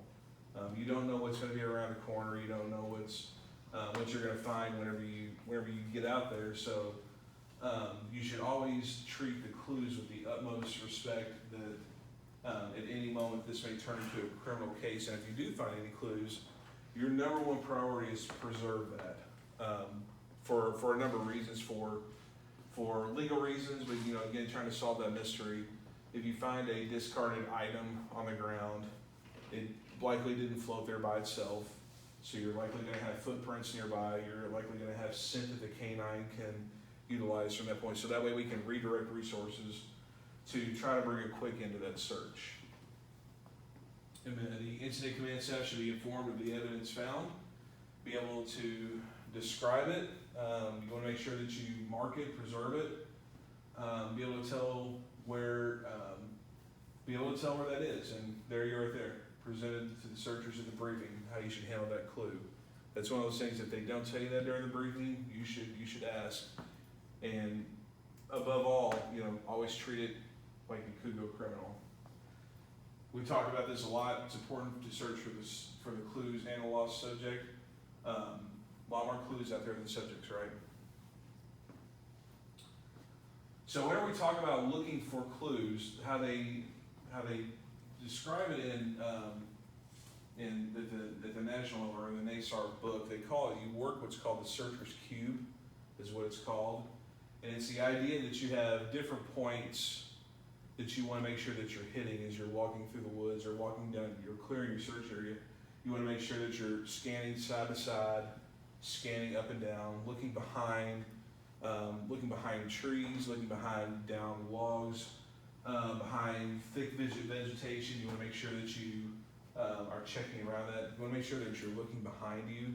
So whenever you're out there searching, you want to get in that habit of making sure that you're checking all boxes like you're in your cube, and you're checking all points above you, around you, behind you, everywhere. So that, and you want to make sure, so you have a different view of the terrain. Okay. So another way to attempt locate a lost subject is blowing a whistle, and we're kind of getting into tactics here just a little bit, which is, Casey has that slide coming up, but who mentioned it earlier? Denise may have, no, Katie said something about the subject's name. You would be amazed how effective that is, blowing a whistle, because it creates an unnatural sound in nature. And if you're looking for a subject that you believe is responsive, some of the stuff I've read out of doing what's called sound sweeping, you have a very high probability of detection if you execute it properly. If you know you're looking for a responsive subject, there's a little bit of strategy behind it, but blowing that whistle, it creates that unnatural sound in nature. More than likely, at this point, your subject probably has come to the realization that they're lost, and they're looking for help. They may be looking for help, so they may be more apt to respond to you. It may be easier for them to respond to you. They may be able to hear you, and it may change their strategy and pull them into you. Calling out the subject's name, same thing there. With that as well, both these two right here, there's a little bit of strategy behind it, because you want to make sure that you are in a position where you can actively listen after you blow the whistle or call their name to listen for that response. You want to make sure that you're not talking over each other, there's no other noise, so you can focus in on listening for that response. But calling out the subject's name, super helpful. Depending on the subject's profile, they may or may not be responsive to you, even if they are conscious and responsive in general. An example there might be like a small child. If they hear you calling their name, they may think they're in trouble.